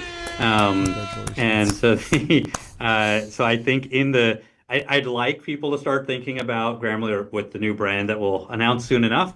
Think of us as one of those top few AI companies. And, if you think of the foundation model companies providing great layers for all of us, I think we're hopefully the suite of applications and agents you really care about, with one big business model difference: we don't burn billions of dollars in order to do it. And I think we can hopefully bring that to people in an efficient way, which allows us to grow and expand in our own control. Yeah. Last question: are you guys talking to more companies? If somebody has a great product that's generating a lot of revenue, are you? Yeah, I'm looking through the Google Suite right now, and I see chat. I see video. A lot of potential targets. Are you guys a buyer? I see We are. I mean, I think we should. I would love to talk to people with interesting ideas there. I think there's a great opportunity here to go build that next AI native productivity suite. We will build parts of it. We will buy parts of it. If I looked at email, for example, we could have, if we started to build an email experience, anything like Superhuman, nobody would have seen anything for a decade. So it was very important for us to get a jump start with the number one product on the market. There are other cases where I think we can build. I don't think we have to buy everything. But I think we're a great home for startups that are lacking that sort of scale, that want that distribution, want to get to a much broader group, but still want to work in an innovative environment. So I hope we're a great spot for that. Yeah, awesome. That makes sense. Exciting. Congratulations, and come back on when the rebrand drops. I want to see that. For sure, I'm excited about it. Can't wait. Congratulations. I know you guys are going to cook up something great there. This is fantastic. Cheers. Well, we will talk to you soon. Thank Have you. a great day. Chatting. Guys. Goodbye. See ya. Let me tell you about ADIO, customer relationship magic. ADIO is the AI native CRM that builds, scales, and grows your company to the next level. You can get started for free, or you can talk to sales. That might be the cure for male loneliness. Or I'll make an intro. Yeah, just hit up Jordy. He'll introduce you. I'll introduce you right to the top. Let me also tell you about Fin.ai, the #1 AI agent for customer service, #1 in performance, #1 in competitive bake-offs, #1 ranking on Jordy? G2. And you know I Let's love go. bake-offs. Do not get in a bake-off with Fin. Fin.ai. You'll get Don't smoked. do it. It's Just don't a even nightmare. start. It's going to be a nightmare for you. Yeah, it's going to be bad. It's going to be really bad.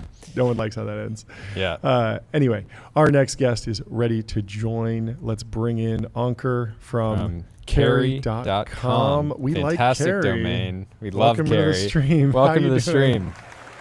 I think we might be on mute, but we're going to want you loud and clear for this one because there's a lot of exciting news. There he Good is. to meet you. What's going on? What's You're up, man? live. How are you? Good to be here. We're doing great. I'm excited to chat. Yeah. I'm sure you've been. It's boring tax stuff, but anything people get no. jazzed No, you about make I'm it- here for it. No, you make it digestible. Yeah. So the goal, I was talking to. It's like the last yeah. threads that I see on X that I'm like, thank you Yeah. for making this thread because it's actually deeply researched, thoughtfully Yes. organized, and valuable. And it's not like, Yeah. have you ever heard of Mark Andreessen? So yeah, the goal here is to create something evergreen, the definitive playbook for founders. So I think we want to create something that can be a resource for a long time, ideally. Yeah, great. But let's break it down. Let's do it. All right, where do we want to start? Yeah, I figured it would be helpful to kind of walk through our audience's pretty evenly split between early stage founders, operators, and executives, and then or just startup team members in general, and investors. And so, getting kind of a lay of the land on how the big beautiful bill impacts all those different groups would be awesome. But maybe first, I would love some background on yourself, how you got into this, Carry, and then we can get into all that. Yep, sounds good. Well, Jordy's an investor, so has Yeah. a little Not bit for of me. context. Not for me. Not for you. For everyone else. Yeah, but I've been running a company called Carry for almost 3 years now. I'm an immigrant to America. I moved here knowing zero about personal finance, zero about taxes. I sold my company 5 years ago and I was facing a giant tax bill. So I hired very expensive lawyers and accountants, and they were able to do black magic to basically reduce my tax bill dramatically. And it made me realize like the tax code in this country, it's kind of, there's so much stuff in there, but very few people actually know how to leverage it. So when it was time to start a new company, I spent, I don't know, a couple of months looking into this and made it my mission to, dive deep into everything in here. And what we do at Carry is we're like, can we build software to give people, we call it tax alpha, but basically ways of saving money on taxes on autopilot. So again, my compliance team is going to make sure I say this. This is not tax advice, legal advice, or investment advice.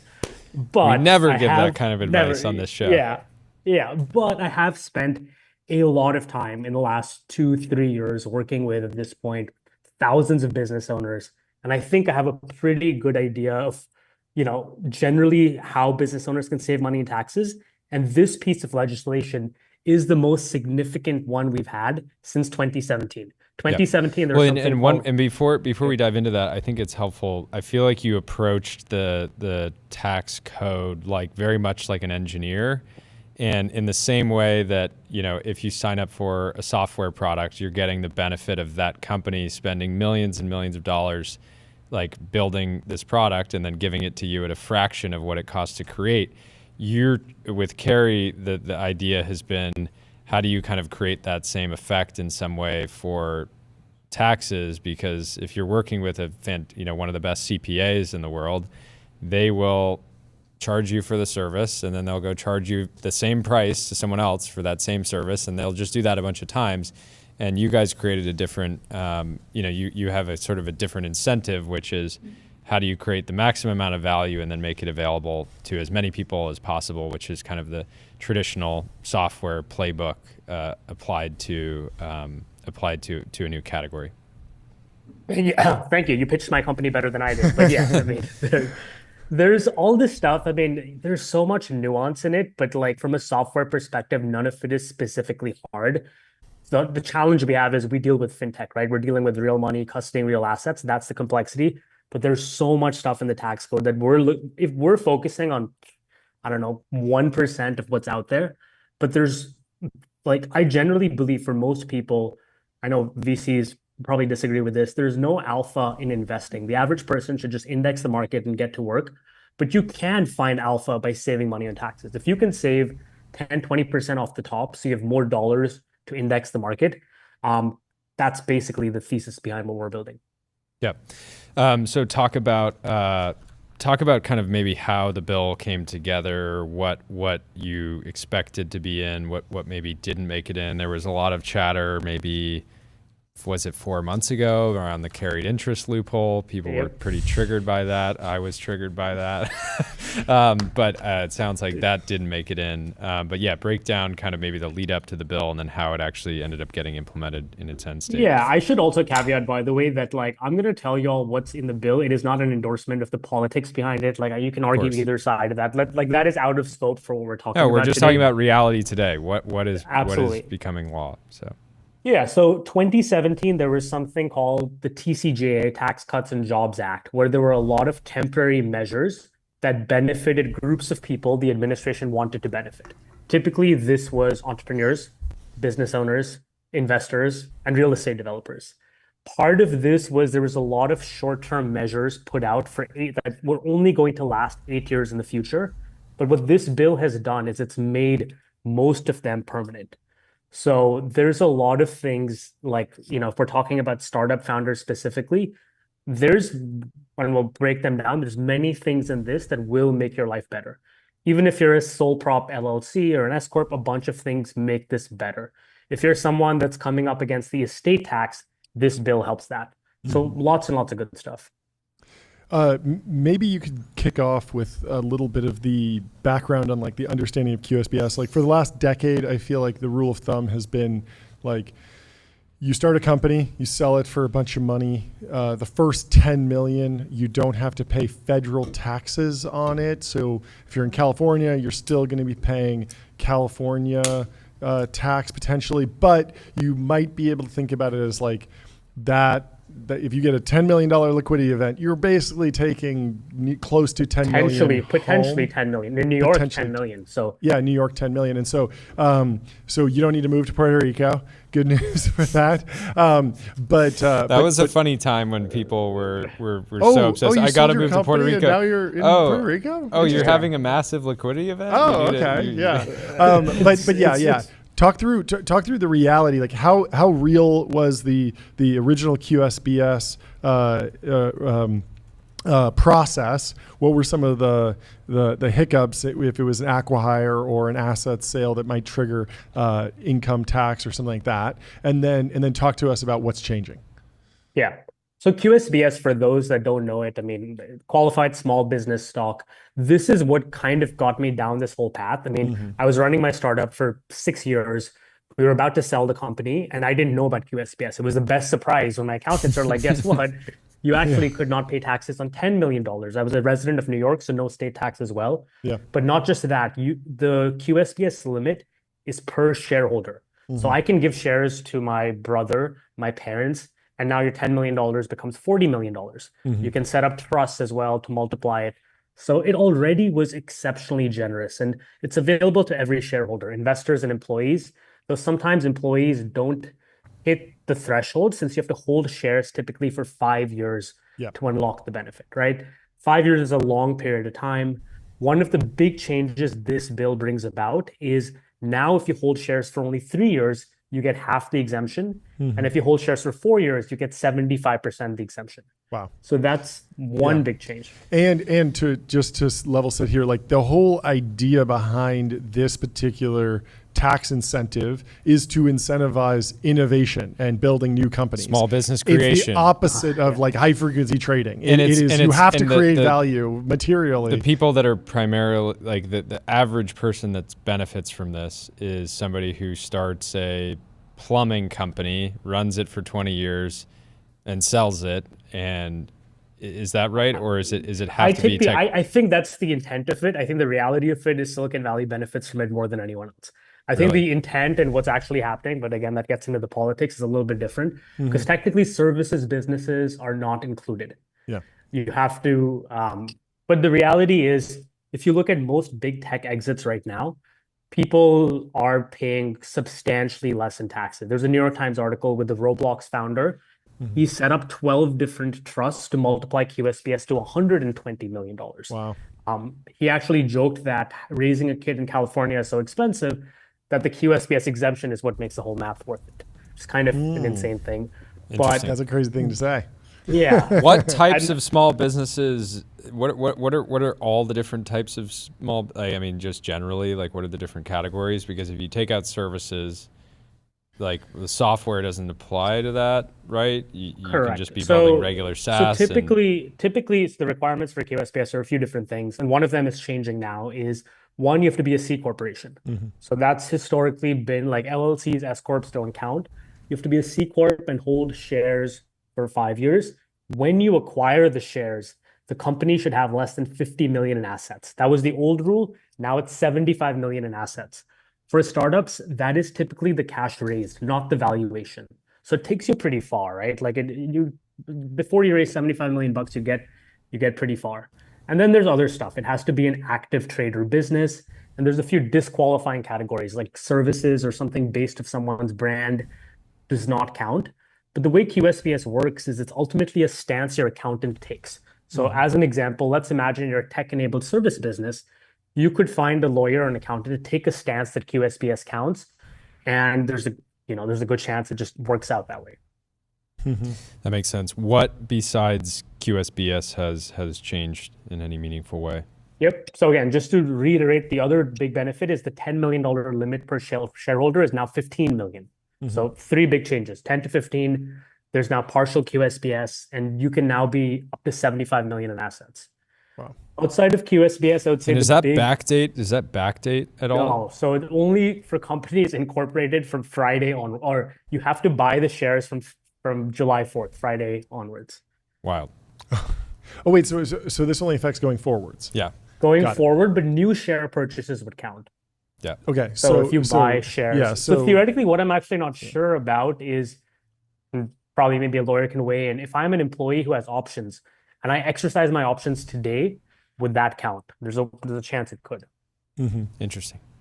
So if you own 20% of a business started in 2019, you hit your 5 years, the company sells for $100 million, you get 20 million, you're still at the $10 million QSBS exemption. $10 million You're not going up unless, to 15. unless you set Unless up a you set up trust or trusts. gift shares to someone else or something. Sure.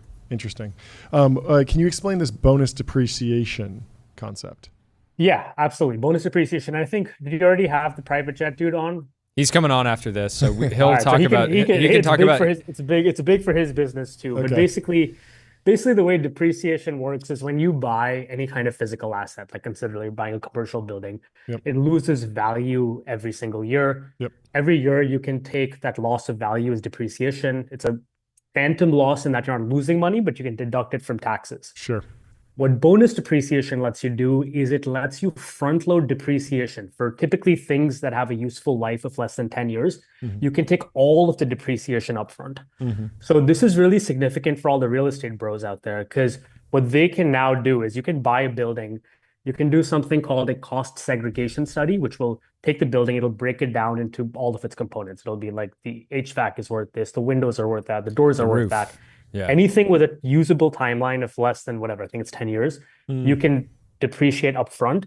So the upshot is you can buy a commercial property for $1 million, $2 million, put 20% down, but also get a 20% tax loss. So you can deploy cash much faster. And people think this could lead to real estate prices growing. But this applies to private jets, heavy machinery, cars, all kinds of equipment. Makes sense. What else are you tracking? Anything else stand Estate out? tax is big, right? Estate taxes are massive. I mean, historically, when you die, anything above the estate tax exemption gets taxed at 40%. This bill makes it permanent at $30 million per couple, which is a very, very high threshold. That was actually supposed to go down to 10 million bucks. So it's a huge swing. And there's a lot of sort of trust planning companies that were betting on this happening, but now it's a much, much bigger exemption. They were betting on 10 happening, and so 30 is bad for them. Correct. Like had the election gone a different way, what would have happened is the estate tax would have fallen by almost half. Instead, it actually went up. Interesting. Talk about this relief for software companies in America, amortizing software developer salaries. I remember that hitting the timeline and being really hotly debated. I don't remember if it actually had a material impact on a lot of businesses. It seemed like there was a lot of fear, but I don't remember it actually putting it's weird because it's the same but thing. what I saw happened? it. Take me through it, and then where I are we saw now? like it was a terrible piece of policy. Sure. It's called Section 174. What it basically said is you have to amortize a developer costs over 5 years. So imagine you're a software company that's like just about break even, slightly profitable, maybe even lose money. You could lose money, but be deemed profitable because you can only deduct 20% of your developer's salary as a cost. So imagine you're paying a developer $150,000. You have to break that expense over 5 years. So this is disastrous because you could own taxes despite losing money. Yep. This bill fixes it, and you can now again take the entire deduction year one. Yeah. For that local one, talent only. Yeah, that one always seemed odd because obviously Local it's like talent, a real cash cost. Local talent only, though. So offshore. Correct. So this does hurt offshoring. We'll see sort of where it nets out. But this was definitely one of the few things that I think unanimously everyone's like, okay, this actually makes sense. Huh. That's great. Cool. Well, anything else, Jordy? I think that was it. Thank you so much for stopping by. Anything else top of mind that people should be thinking about? I mean, there's so much stuff in there. Again, I talk about it a bunch. I think these are sort of good highlights. Yep. But yeah, always talk to your tax professional, not tax advice. Of course. Never from Anchor. Never. But carry.com. Go check it out. Well, thank you so much for stopping by. Cheers. We'll talk Thanks to you for soon. having me. Great to catch up. Bye. Well, if you're looking to invest some of that money, put it in public.com. Investing for those who take it seriously. Multi-asset investing, industry-leading yields. They're trusted by millions, folks. And why not go buy a billboard at adquick.com? Out-of-home advertising made easy and measurable. Say goodbye to the headaches of out-of-home advertising. Only AdQuick combines technology, out-of-home expertise, and data to enable efficient, seamless ad buying across the globe. And Billboards just keep paying dividends, John. Yes. Every single day, somebody runs by. Yeah, I've gotten our text every billboard. single day. It's crazy. So we're by Sun Life. If you want a really, smoothie really right now valuable. in New York, Yeah. go head over to Sun Life and you can see our billboard. Highly right recommend next to doing it. an out-of-home campaign. Let's bring in Preston, Mr. PJ. How you doing? What's going on? Boys. It's good to see you. Great to have I you like back the on theme the song. show. Yes, welcome to the stream. Kick us off. Break it down. I don't think you need a huge introduction now. You basically invented the regular. private jet, but why don't you give a quick intro and then I want to get into the news. Hey, I am Preston Holland. I am the founder of Prestige Aircraft Finance. I was called the private jet guy on Twitter once at a party by a guy who owns a private jet. So I would say that was a actually big Jordy moment. was in that circle. I'm thinking way. back on it.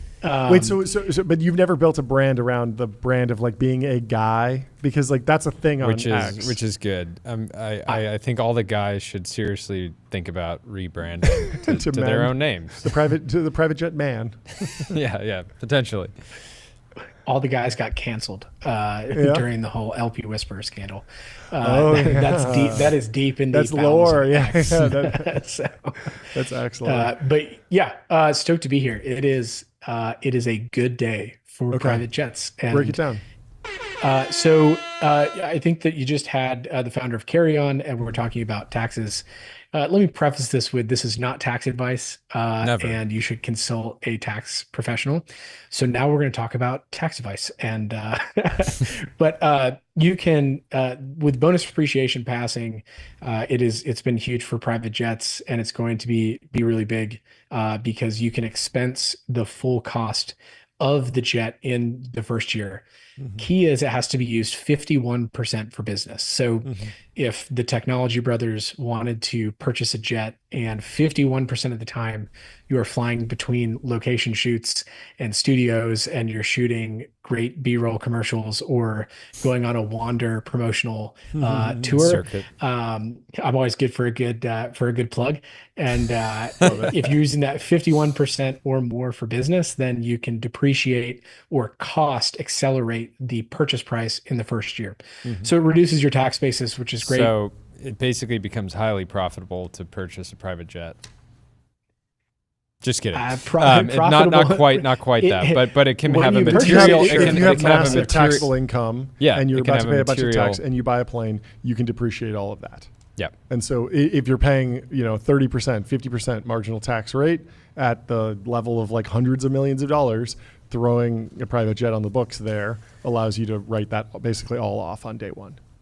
Well, Yeah, and there's exactly. also scale there. There's plenty of, if you're making 10 million a year and you buy you can also do this for a fractional ownership as well. Is that correct? Yeah. Yeah. So for fractional, when you're buying fractional, so for those listeners that are new to private jets, fractional, NetJets, FlexJet are the largest providers of fractional jets. And so you are actually buying a sliver of an actual tail. So like of an actual jet. You may not ever actually fly on that airplane in the entire your entire contract life, but you do own a portion of an actual asset, and so you can depreciate that like you would a whole aircraft. Yeah. So how quickly the bill was signed into law? Was it on the morning of the 4th by the president? But how quickly does the market react to this kind of thing? Was there like deals that were getting worked on in the lead up to that, assuming that this would go through, that suddenly are actually getting papered and signed now? Or do sellers typically want to hold and not, price a transaction until this kind of thing gets clarified, because it can have such a material impact on the actual cost of ownership? So you kind of have so it's retroactive to January 19th. Ironically enough, I have a client who we had to delay his closing about 2 weeks to actually close on his plane. He was supposed to close on like on January 5th, and we had to delay it to January 31st, and that ended up being a significantly good delay. So it turned good. I actually have no idea why the arbitrary January 19th number and not January 1st. That kind of seems a little more logical to me, but January 19th is kind of the back date. You had kind of a bifurcated market. You had buyers who didn't want to speculate on actually buying the aircraft and maybe it will come back, maybe it won't. And so a lot of those buyers that were, call it 80 to 90% of the way there, are now saying, all right, full steam ahead. Let's go ahead and make the transaction. And then you had kind of a set of buyers that actually decided, hey, we're going to speculate. We think that it's coming back. We have some sort of insider information that says that, we're going to get it back, get bonus depreciation back. And then sellers are a little bit less, of that dynamic, unless they're upgrading. So one of the key parts, the reason why bonus depreciation is such a big deal for private aviation, and yes, it's a big deal for real estate, but not as much, is there's no 1031 like-kind exchange for aircraft. So if you understand how real estate works, it's about cost basis, and you can step it up. You don't have to pay recapture. In airplanes, you do. So if you're going to step up and you only had a 40% bonus depreciation rate, and you had 3 years ago taken 100% bonus depreciation, you end up with this liability if you're going to go to upgrade. So it was stalling a lot of upgrades in the secondary market. And so it's now unlocked that. Because of the no 1031 like kind exchange, 2 separate transactions of 100% bonus cancel each other out.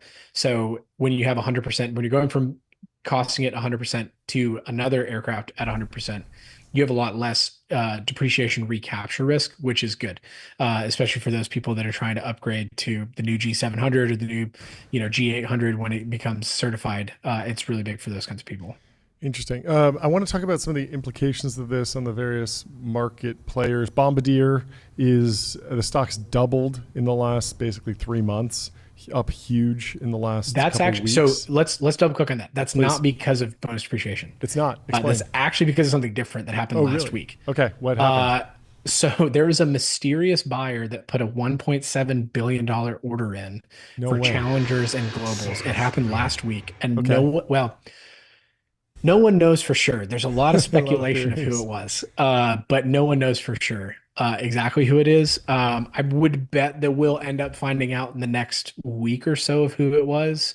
But there was this billion, and that probably accounted for like 60 or 70. I don't know exactly the numbers, but a lot of that pop has been over the Yep. last couple of days. So Bombardier is a $15 billion Canadian dollar company, and I don't have their financials here, but yeah, $1 billion is going to move that significantly. This is fascinating. Who are the top leading contenders in the rumor mill for who might have done that? So the strongest contender right now is kind of a Saudi conglomerate. And there's a few things that are pointing towards that. You have Bombardier just opened a pretty significant maintenance facility and network in the Middle East. And so there is some speculation around it being Saudi driven, sovereign wealth fund type driven. A lot of these companies will that are doing these charter operations. They'll place these big splashy orders. You look at FlexJet has made a couple of announcements this year. NetJet's made a couple of announcements last year, and they'll it's the manufacturer marches them out on stage in a press release and says, "Look at Ken Rickey. He just bought $1 billion worth of our aircraft." The fact that this is completely in stealth and secret has kind of made has made it curious. But MBS is currently the leading rumor out there. Could be I somebody really else. actually don't know who else it would be, because the other companies in the US based brag. They love to talk about ordering the big order. So it's not any of the usual players. Yeah, that makes sense. What about other like effects on the market? If private jets get cheaper, is that maybe bearish for some of the first class options or Jet Suite X type folks that are kind of operating in the middle? Does this mean that there'll be more? Will charter rates come down because it's cheaper to own, so more jets will be sold, increased supply, same demand, lower price? What are you thinking in terms one of the like last times we flew overall on market? one of the last times we flew JSX Sure. up to the Bay, we saw an esteemed venture capitalist, and I was actually concerned for the health of his fund that he was flying JSX. Maybe he'll be able to pick it up now. So maybe this will be the Clearly difference flying maker. for work, so should be able to depreciate it. The years of posterity, right? Yes. So you have an interesting. There's kind of three things at play. And producer Ben, I don't know if you're listening, but I sent you a couple of charts, and if it's possible to pull them up, Can you pull up this the is where I'm charts? going to talk about Okay. them. Yeah, break down the charts. So let's talk about figure one. Okay. So figure one is talking about transaction volume to bonus depreciation.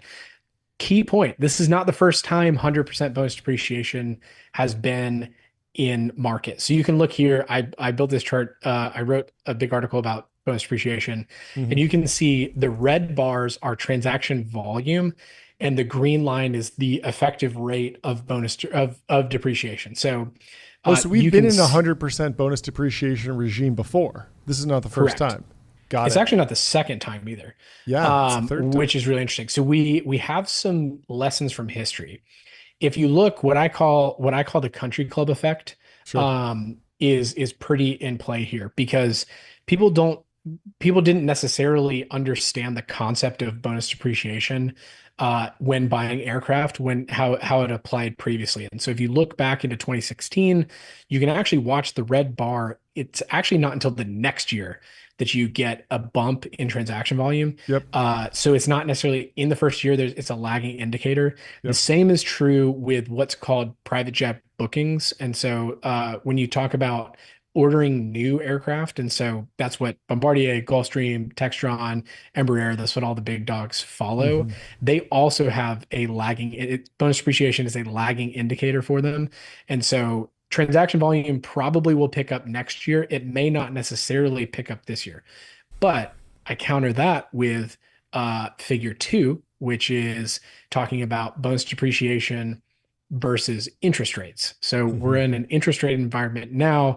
If you've been watching Trump versus Jerome Powell, which I mean, I would pay-per-view at this point to see them in a room.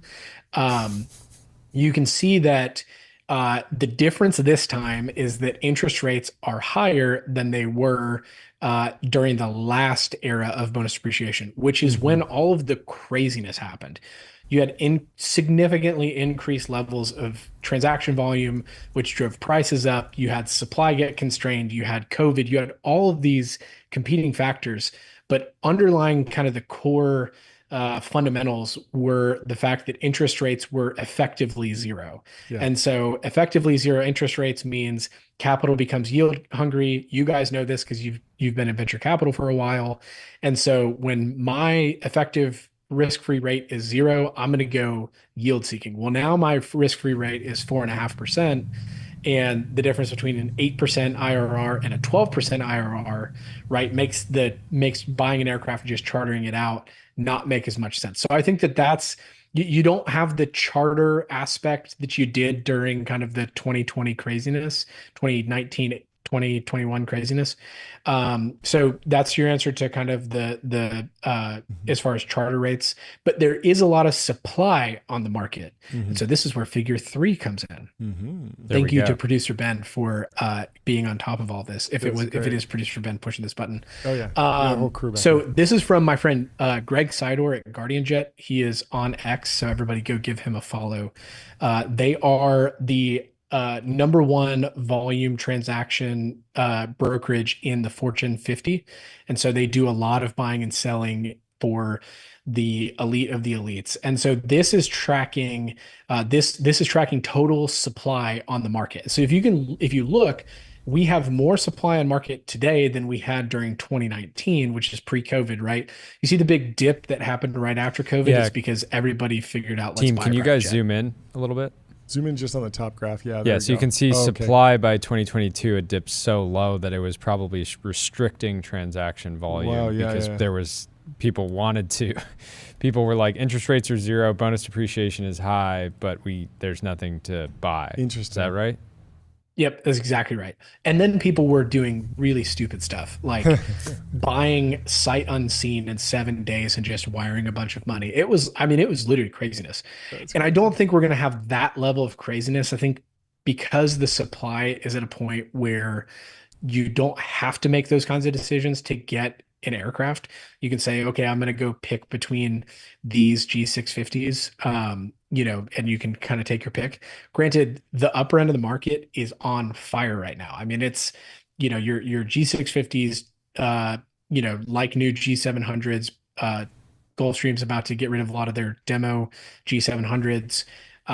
Like that market, and the G550 market even is on fire right now because you have the 650 guys moving up to the 700s, so the 550 moves to the 650, and now the 550 market has become much more attractive, and so there's a whole new classes moving into that. So like in the upper end of the market, there's a lot of movement. In the older, smaller, call it sub 5 million, older than 20-year aircraft market, that market has not taken off yet. That was the one that went the most bonkers and berserk and was like not even logical. That side of the market was what went crazy. It hasn't gone crazy. I don't anticipate it to go crazy again this time.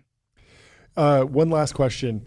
How does it work if jets are just being passed around? If I buy one from Bombardier for $50 million, I take 100% bonus depreciation, pay $25 million less in tax or something because I'm writing it all off. Then the next year I sell it to Jordy for $40 million. He sells it to you the next year for $30 million. Does he get to depreciate it again? Do you get to depreciate it? Or can we just like keep depreciating these things again and again and again? Yes. So the short answer is yes. But the thing is when you sell it to Jordy, or you have to pay recapture unless you're going to go buy a brand new one from Bombardier. Okay. Yeah. And so, and this is where. So recapture would be I have to pay taxes on. It's like you didn't actually take the loss that you wrote off. Yep. So you have to basically pay back that you're benefiting. So you bought for 50. All right. Public math. You bought for 50, you depreciate 100%. You sell to Jordy for 40. So you actually had a $10 million loss. So you pay recapture on the 40 Yep. at your Which can be, but it's taxed as normal income. So it's like taxed even worse, right? It's not long-term capital gains. It's taxed as like normal income. But if you turn around and go buy a $75 million plane, right? Like there's a step basis there. And so it kind of washes itself out. If you don't take 100% on the next one, that's like the least tax optimized way to do it. And it gets really, really nuanced. I've got a couple tax friends that are like, can totally point you in the right direction of what's right for you. It's totally different depending on every single person. That makes sense. Well, we'll have to have them on too. Last question. So what's going on with Air Force One? What's the update there? Oh, yeah. Last that I heard, I read last week or over the weekend that they are diverting funds from some missile programs that have already gone over budget to retrofit the new 747. Okay. One thing people don't understand is like the 747 in the VVIP configuration, there is like 8 of them, period. Like there's not a lot. So like the fact that we got one of the 10 that exists or however many there are, it's like the pickings were slim, and Boeing kind of being behind on the program, which they just replaced another person to head up the Boeing Air Force One program. So it's a mess. I really hope that we keep the president safe. That's the only thing that really matters. I just really don't want there to be like spyware on the plane. That's, I think, the world's worst possible outcome. That's a good take. Well, thank you so much. Evergreen take. Yes. No spyware on Air Force One. Non-political evergreen take. Anyways, great to catch up. Thank you for all the insight, and have fun. I'm sure you're going to be very busy. Yeah, it's going to be a fun time. We'll talk to you soon, Preston. All right, see you soon. Cheers. Really quickly, let me tell you about 8Sleep, 8sleep.com/TBPN. Get a new Pod 5. They have a 5-year warranty, a 30-night risk-free trial, free returns, and free shipping. Jordy's back in the game, sleeping well. Nobody outsleeps Jordy Hayes. I got an 80. You want to sleep somewhere nice? Get a Wander. Find your happy place. Find your happy place. Book a Wander with inspiring views, hotel-grade amenities, dreamy beds, top-tier cleaning, and 24/7 concierge service. It's a vacation home, but better, folks. And we have our next guest coming into the studio from, and I'm not going to try and pronounce this. So I will have him. Is it? How do you pronounce the company name? How do you pronounce your name? Why don't you introduce yourself? And where are you? Are you on a boat? He's on a boat. Are you on a boat?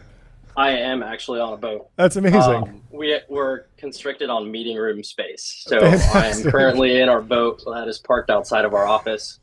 There we go. Wow, this is amazing. So we joked about this, but for the same cost as buying one of those phone call booths, there's so many different types of exotic vehicles that you can buy that maybe wouldn't run perfectly, but you could probably get an old Rolls Royce and just park it in your office for the same cost as a phone booth. I was talking to a founder who was headquartered in San Francisco, and he said that the fire marshal came by and said you can't have any of these phone booths, because the phone booths are not fire compliant. Like it's too small. You get stuck in them if there's a fire. And so they figured out that if they put a fire extinguisher in there, they would be compliant. They'd be fine. They don't have to rip them out. But I was telling him, get a bunch of Rolls Royces in the studio. You're probably fine.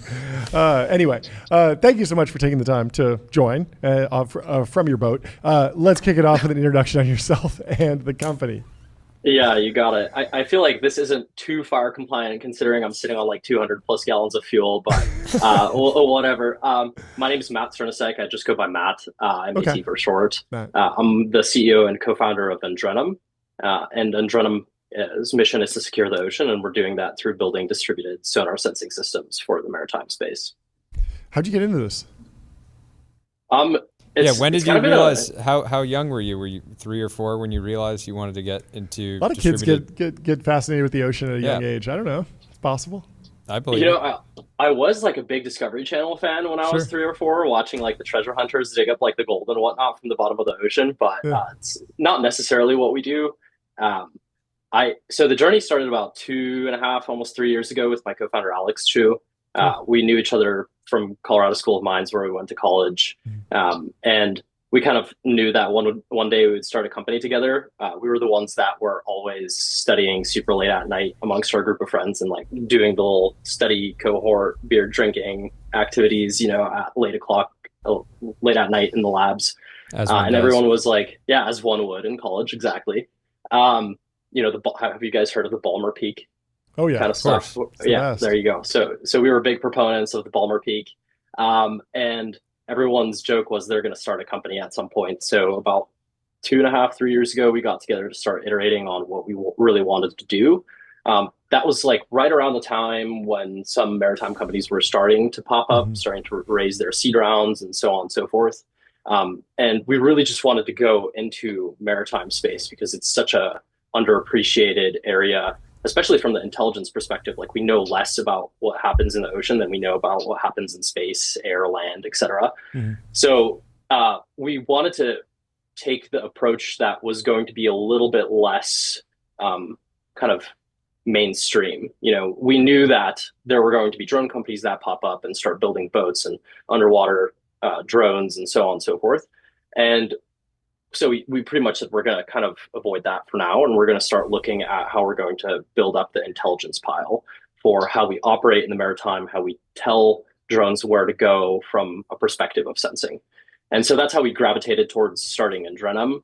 And then we officially incorporated in June of 2025, raised our pre-seed, moved to LA.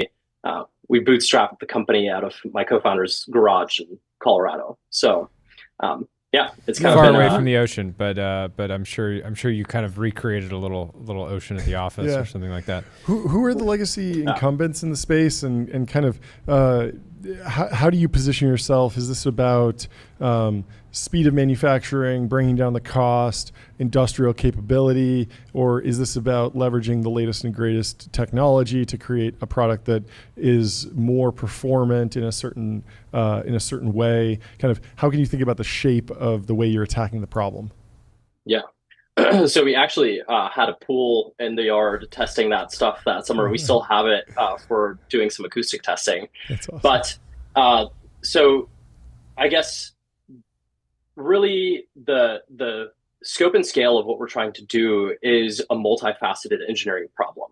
Yes, like will there need to be a lot of manufacturing done in order for us to populate the ocean with a lot of sensing systems? 100%. And there's a few companies that are building really exquisite sensing systems, and quite frankly, like you can't get broadband sensing applications across all of the ocean all the time. Like if you think about the analogous system here, it would be like low Earth orbit satellite systems, right? Before low Earth orbit, you have higher, more exquisite types of satellite systems, and now you've distributed them. They all have laser communication systems. They're just zooming around everywhere, and we quite frankly use a lot of that technology on board our systems as well. So it is a manufacturing problem for sure, but it is also being able to vertically integrate the sensing stack into what you're doing. So most of the companies that have been working on sonar and distributed sonar systems are pretty legacy companies. In the late end of World War II, all the way through the Cold War, we built something called the SOSA system, which was used to detect submarines across various parts of the Atlantic and also the Pacific. And a lot of those traditional speaking companies were really embedded, and still are really embedded within this space. So we looked at it holistically, like how can we not just manufacture, but vertically integrate that entire, sensing stack from the sensor all the way to the digital signal processing, the entire pipeline going up to the cloud. And then obviously that's been unlocked by the low latency satellite communications that I discussed, as well as perception, machine learning, artificial intelligence, whatever you want to call it, and developing those new tools for perception. So like with drones in air, kind of zooming around, using cameras, looking down, that's been pretty much a commoditized business. Our perception engineer, he was like the 7th employee at Anduril and their first guy. He said, when he joined, he was like super ecstatic about the problem. He pretty much told us, I've done the machine learning for vision stuff, but sonar, this is such a hard problem, and I'm so excited to work on it. So we're creating those foundational models for sonar perception. Yeah, what's the state of the art? Like, how reliable is the sonar system, or are there sonar systems that we have deployed in the ocean looking for submarines right now? I've heard that, like you mentioned, like there's no broadband, but you watch the Hunt for Red October, a movie that Jordan hasn't seen, but you see the radar, the sonar sweeping around, beep beep, that whole thing. how inaccurate is the system? How accurate is it right now? What's on the near-term horizon? What's kind of the theoretical physical limit to just underwater sensing generally? Yeah, I mean, you're pretty spot on with what the state of the art is. To be quite frank, the United States does it better than anyone else in the world. We have submarines; they're called the silent fleet for a reason. Like really, really hard to find. But quite frankly, like the guys that are sitting in these submarines have headphones on, like me, right? And they're looking at these spectrograms, these fast Fourier transforms, and they're listening to humpback whales and all this other like cracking shrimp and whatnot, and then they listen for specific sound signatures. And so when we did our first demo last summer with the Navy, we brought our first that kind of garage cooked prototype last summer to set demo. And one of the guys that was looking at our UI was a former sonar technician, and he was able to detect like across the harbor, this is an 8-cylinder diesel tugboat. It's moving at this speed. It has this amount of propellers on it. And I was just sitting there like, we really stumbled on something that's super, super cool, because that is a perfect example of where you can use perception, machine learning, artificial intelligence to start classifying those acoustic signatures. And that's exactly what we're doing, right? We're building up the world's largest database of sonar data in order to train those algorithms so that they can eventually perhaps operate on submarines, on autonomous systems, so on and so forth. But really, like, that old technology still persists today. And as we look at what's been happening in Ukraine and what's been happening in the Middle East and everywhere around the world where all these conflicts are popping up, there's just autonomous systems everywhere, right? You have drones in the sky, you have drones underwater. Like, Ukraine's been super successful in targeting the Kerch Bridge, which is the Crimean Bridge, using underwater drones, etc. You can't, like, those legacy systems were not designed to look at those things. They were designed to look at Russian submarines far across the Atlantic. And quite frankly speaking, there's a lot of good companies that are building land-based sensing systems that are analogous. How do you scale to be able to meet the parity of autonomy in a world of sensing, and particularly in the ocean, where it's like incredibly difficult to do? So yeah. Do you guys have applications in like counter narcotics? Because I was watching, there's this amazing YouTube channel. It's this guy, H.I. Sutton, who's like a defense analyst, and he just like makes these really long videos about various types of submarines and naval warfare.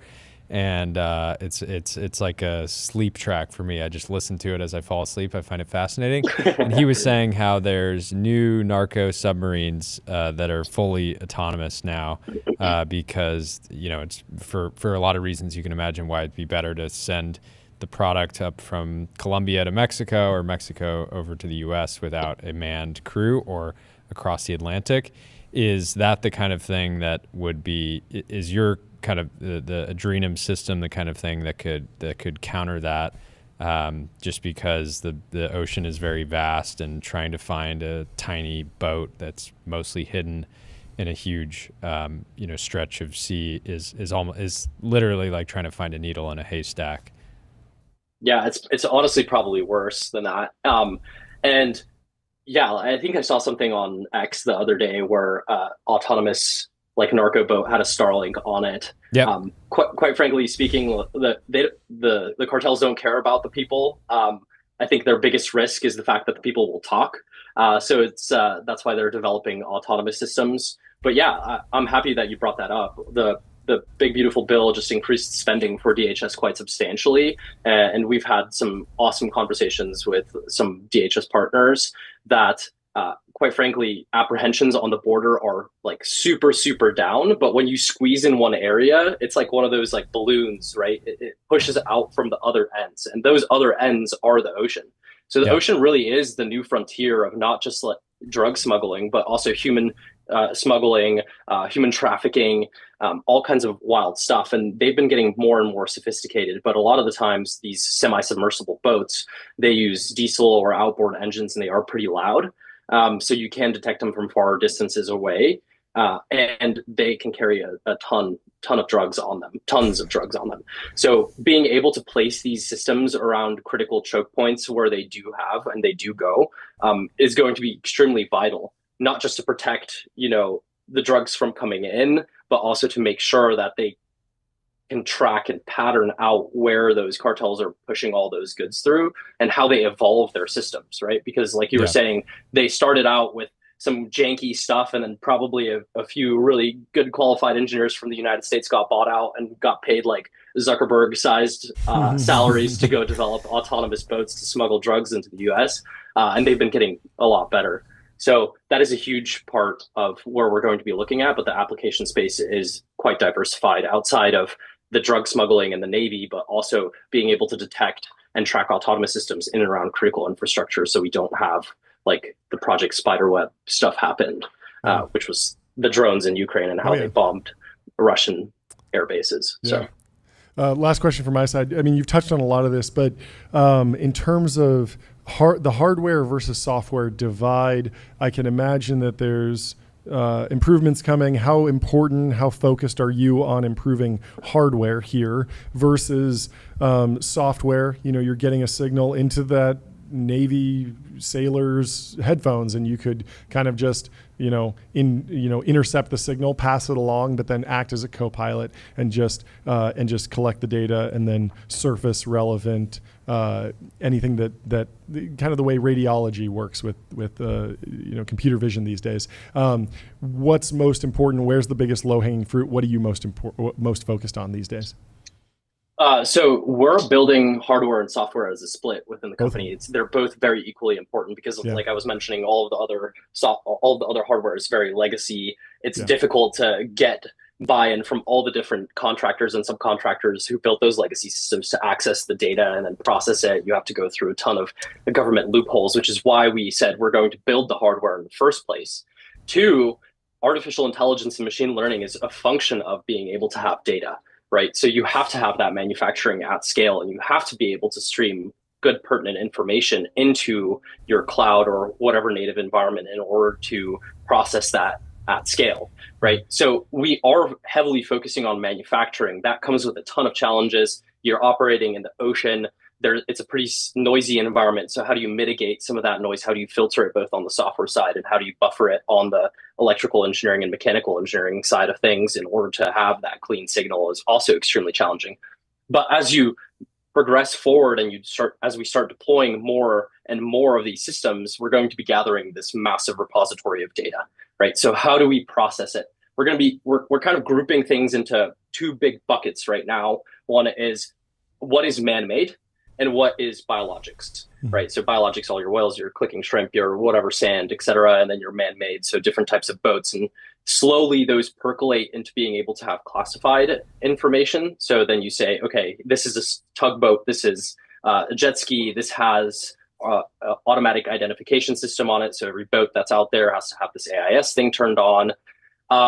So slowly but surely you create that repository. And then as you start getting into the more discrete acoustic signatures, we're going to be hiring acoustic technicians from submarines who are going to be able to tell us, just like that guy did in the demo, that is an 8-cylinder, 6 propeller, or whatever it is, and then get into that minutia.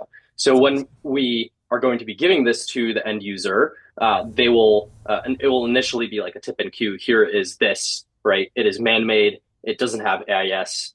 Do with it as you wish. And as we continue scaling the manufacturing and the deployments, it will get more intelligent as we progress. That's great. Thank you so much for stopping by. This was fantastic. And good luck. We'll talk to you soon. Good luck out there. Thanks, guys. In the Pacific. Bye. Cheers. Let's tell you about Graphite.dev.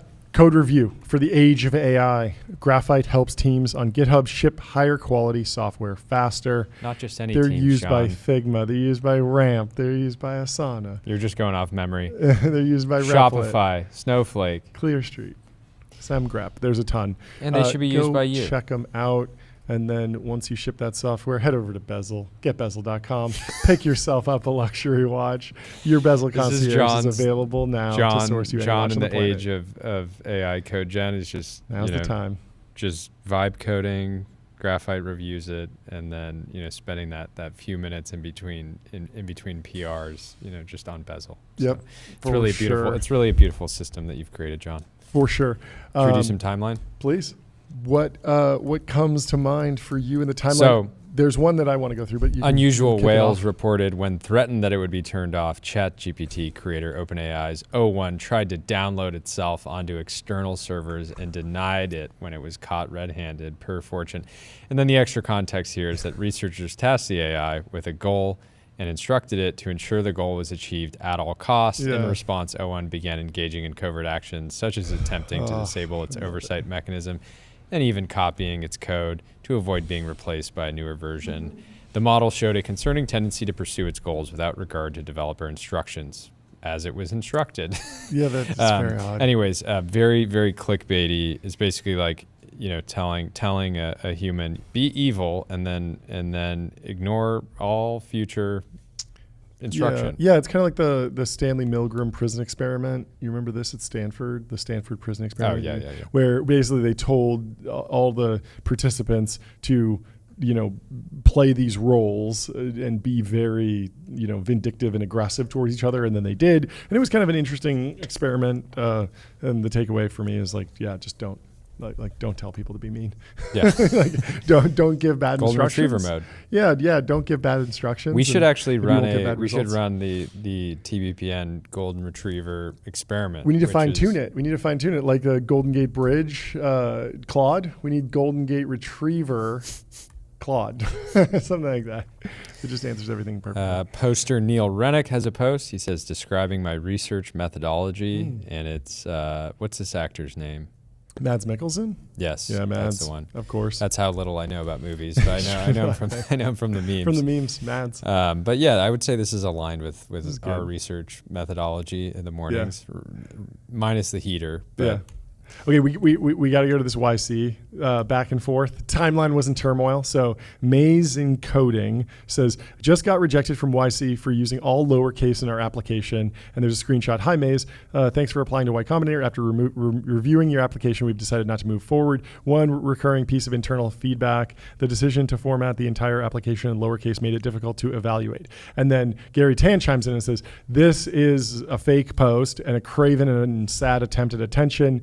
FYI, we don't have an admissions team anymore. We stopped using that term. This is just anti-YC BS that's going on in the community. People are taking shots at us. And it was good. It was kind of like, I don't know, it was received like mixed. Like people were like, well, obviously he was joking, but Gary Tan was like, it wasn't obvious, so I needed to correct it because people weren't understanding that it was a joke. Yeah, I think that the problem here is that the pathway into Silicon Valley for many young entrepreneurs that maybe wouldn't be able to process this as a joke because they don't have enough knowledge is YC. Yes. And so if they read this and they're like, oh, that's weird, maybe like that just doesn't make any sense. Yeah. I can see it makes total sense why Gary would be frustrated. Yep. Yet at the same time, most people on this side of Twitter would immediately realize that this was not serious. And I mean the problem here is that the joke does hurt the YC brand, which is that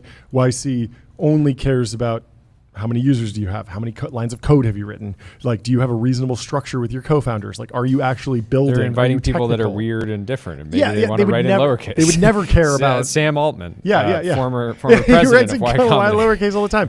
And yeah, I mean, like there are lots of things that you can get flagged for in a YC application. Like one is just being overly verbose or using a bunch of like McKinsey language. In fact, I think that YC would probably appreciate like a chill lowercase, just like quick firing it off. Like, hey, I'm building, AI agents for, news aggregation. And I have 2 people on the team. We're 50-50 partners. We've written 10,000 lines of code. We have this much ARR. Like being very matter of fact and making it more legible is actually the key to getting into YC. So the problem here is that if this percolates up and then people are like, okay, well, I need to pass my YC application through ChatGPT and make it more verbose, they're going to wind up getting worse quality, applications. The funny thing is that Vinod Khosla quotes Gary Tan's post and is like, a lot of presentation quality is about the quality, values, and critical thinking of entrepreneurs. I often reject business plans for their quality presentation, basically saying like, yeah, like I might turn you down for a Coastal Ventures check if you're not, communicating effectively. maybe that means don't use lowercase. Maybe it means use it effectively. But he's basically saying like, yeah, the aesthetics of applications actually matter. They matter a ton. If it doesn't mean invest the most amount of money possible in designing a deck. Yes. But if you have typos in your presentation and you're trying to sell compliance software or build critical infrastructure for the government, like you're probably like, if you're the kind of person that puts typos in important presentation or doesn't catch them, and then you want to do something in in national security, maybe you're not the right fit for that. So I think Vinod is right. Yeah, I mean, a lot of it just depends on what is the context of the interaction. Like if you're writing a letter to a senator, you might want to use some letterhead and sign it and be pretty deliberate in the language you use. If you're just sending a quick email introduction to somebody you already know, a couple quick sentences. And if you're posting on X and trying to keep it really, really mellow, like lowercase can totally make sense. There's a time and a place for every different aesthetic of writing. And Gary Tan's saying, hey, this isn't a hard and fast rule by any means. And Vinod's saying, I take this stuff seriously. Maybe we should close out with the wild story of Nat Friedman and Daniel Gross, NFDG.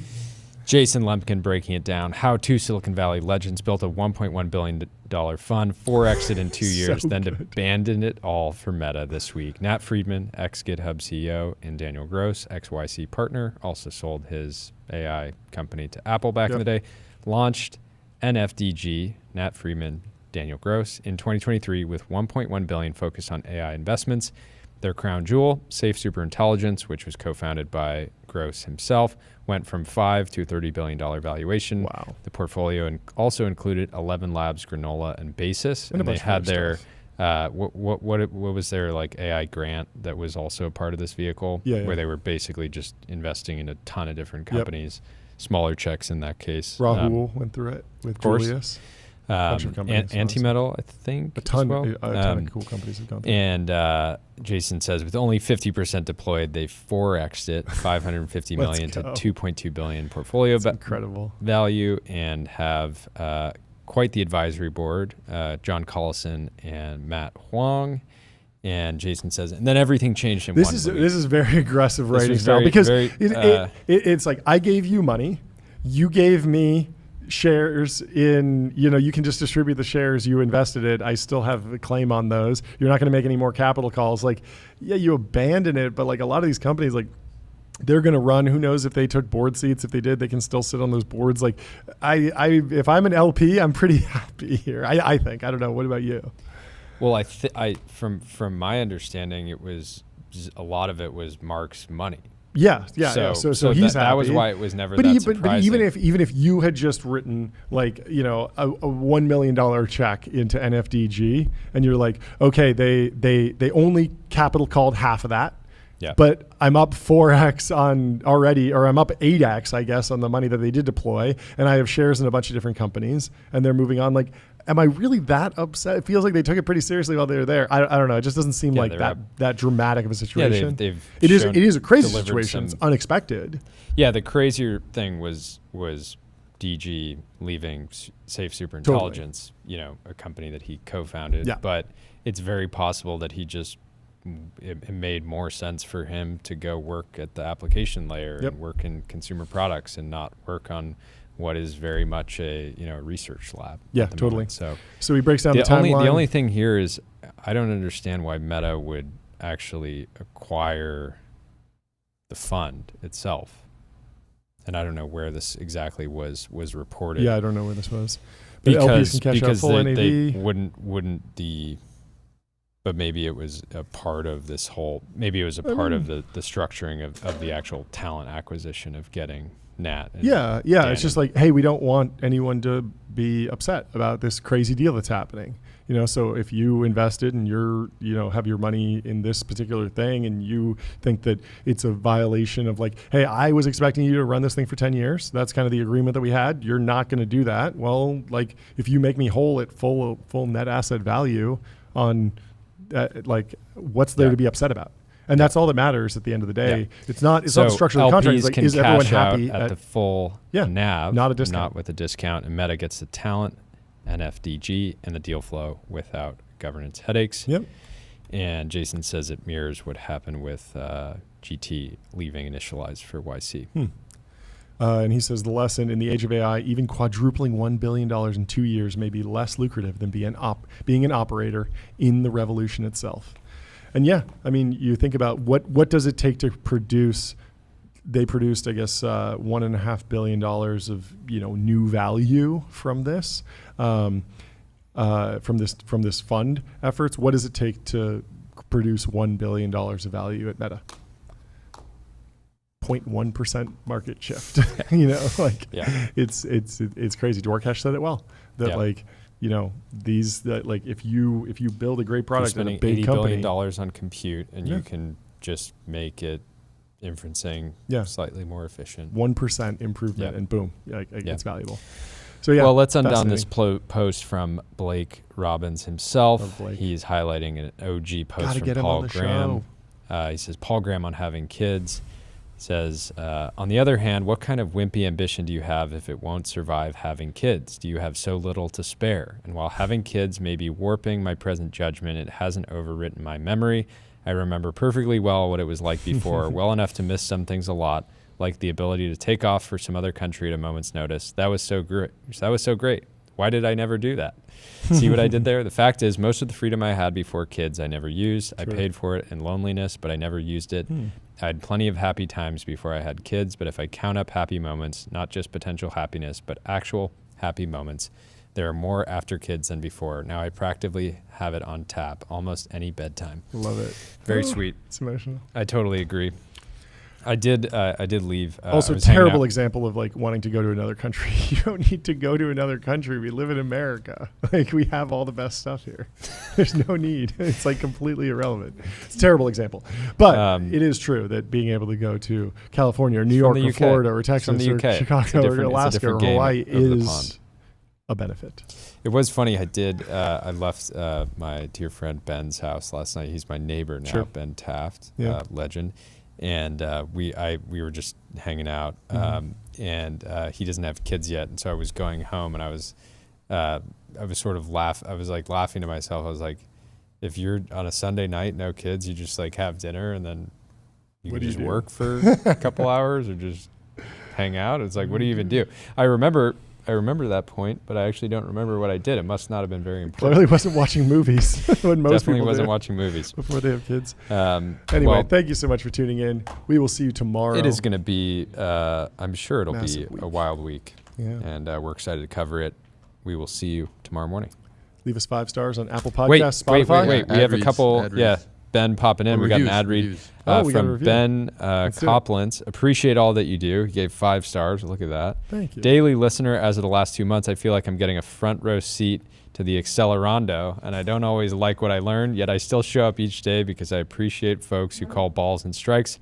I'm growing Madison Process Automation in Madison, Wisconsin. Fantastic name.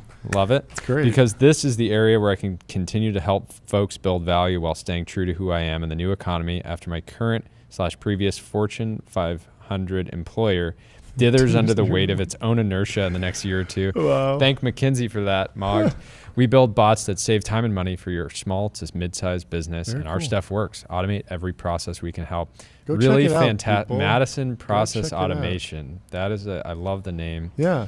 This is a better iteration of the process automation company of Madison, Wisconsin. The browser company of New York has been played out. You can't copy that anymore. It's been copied. Don't do it. This is the new meta. This is the new meta. One person fantastic. can copy it, and then you'll have to find a new. Thanks for writing in, Ben. And then we have a comment here from Sarhan. If the TBPN Ultra Dome trademark has 1 million fans, then I'm one of them. If the TBPN Ultra Dome has 10 fans, then I am one of them. If TBPN Ultra Dome has only 1 fan, then that is me. If TBPN Ultra Dome has no fans, then that means I am no longer on Earth. If the world is against TBPN Ultra Dome, then I am against the world. Well, thank you, Sarhan. We stand with you, and we appreciate it. We love doing this with all of you. Yeah, it's a lot of fun. We will see you tomorrow morning. Have a good day. Cheers.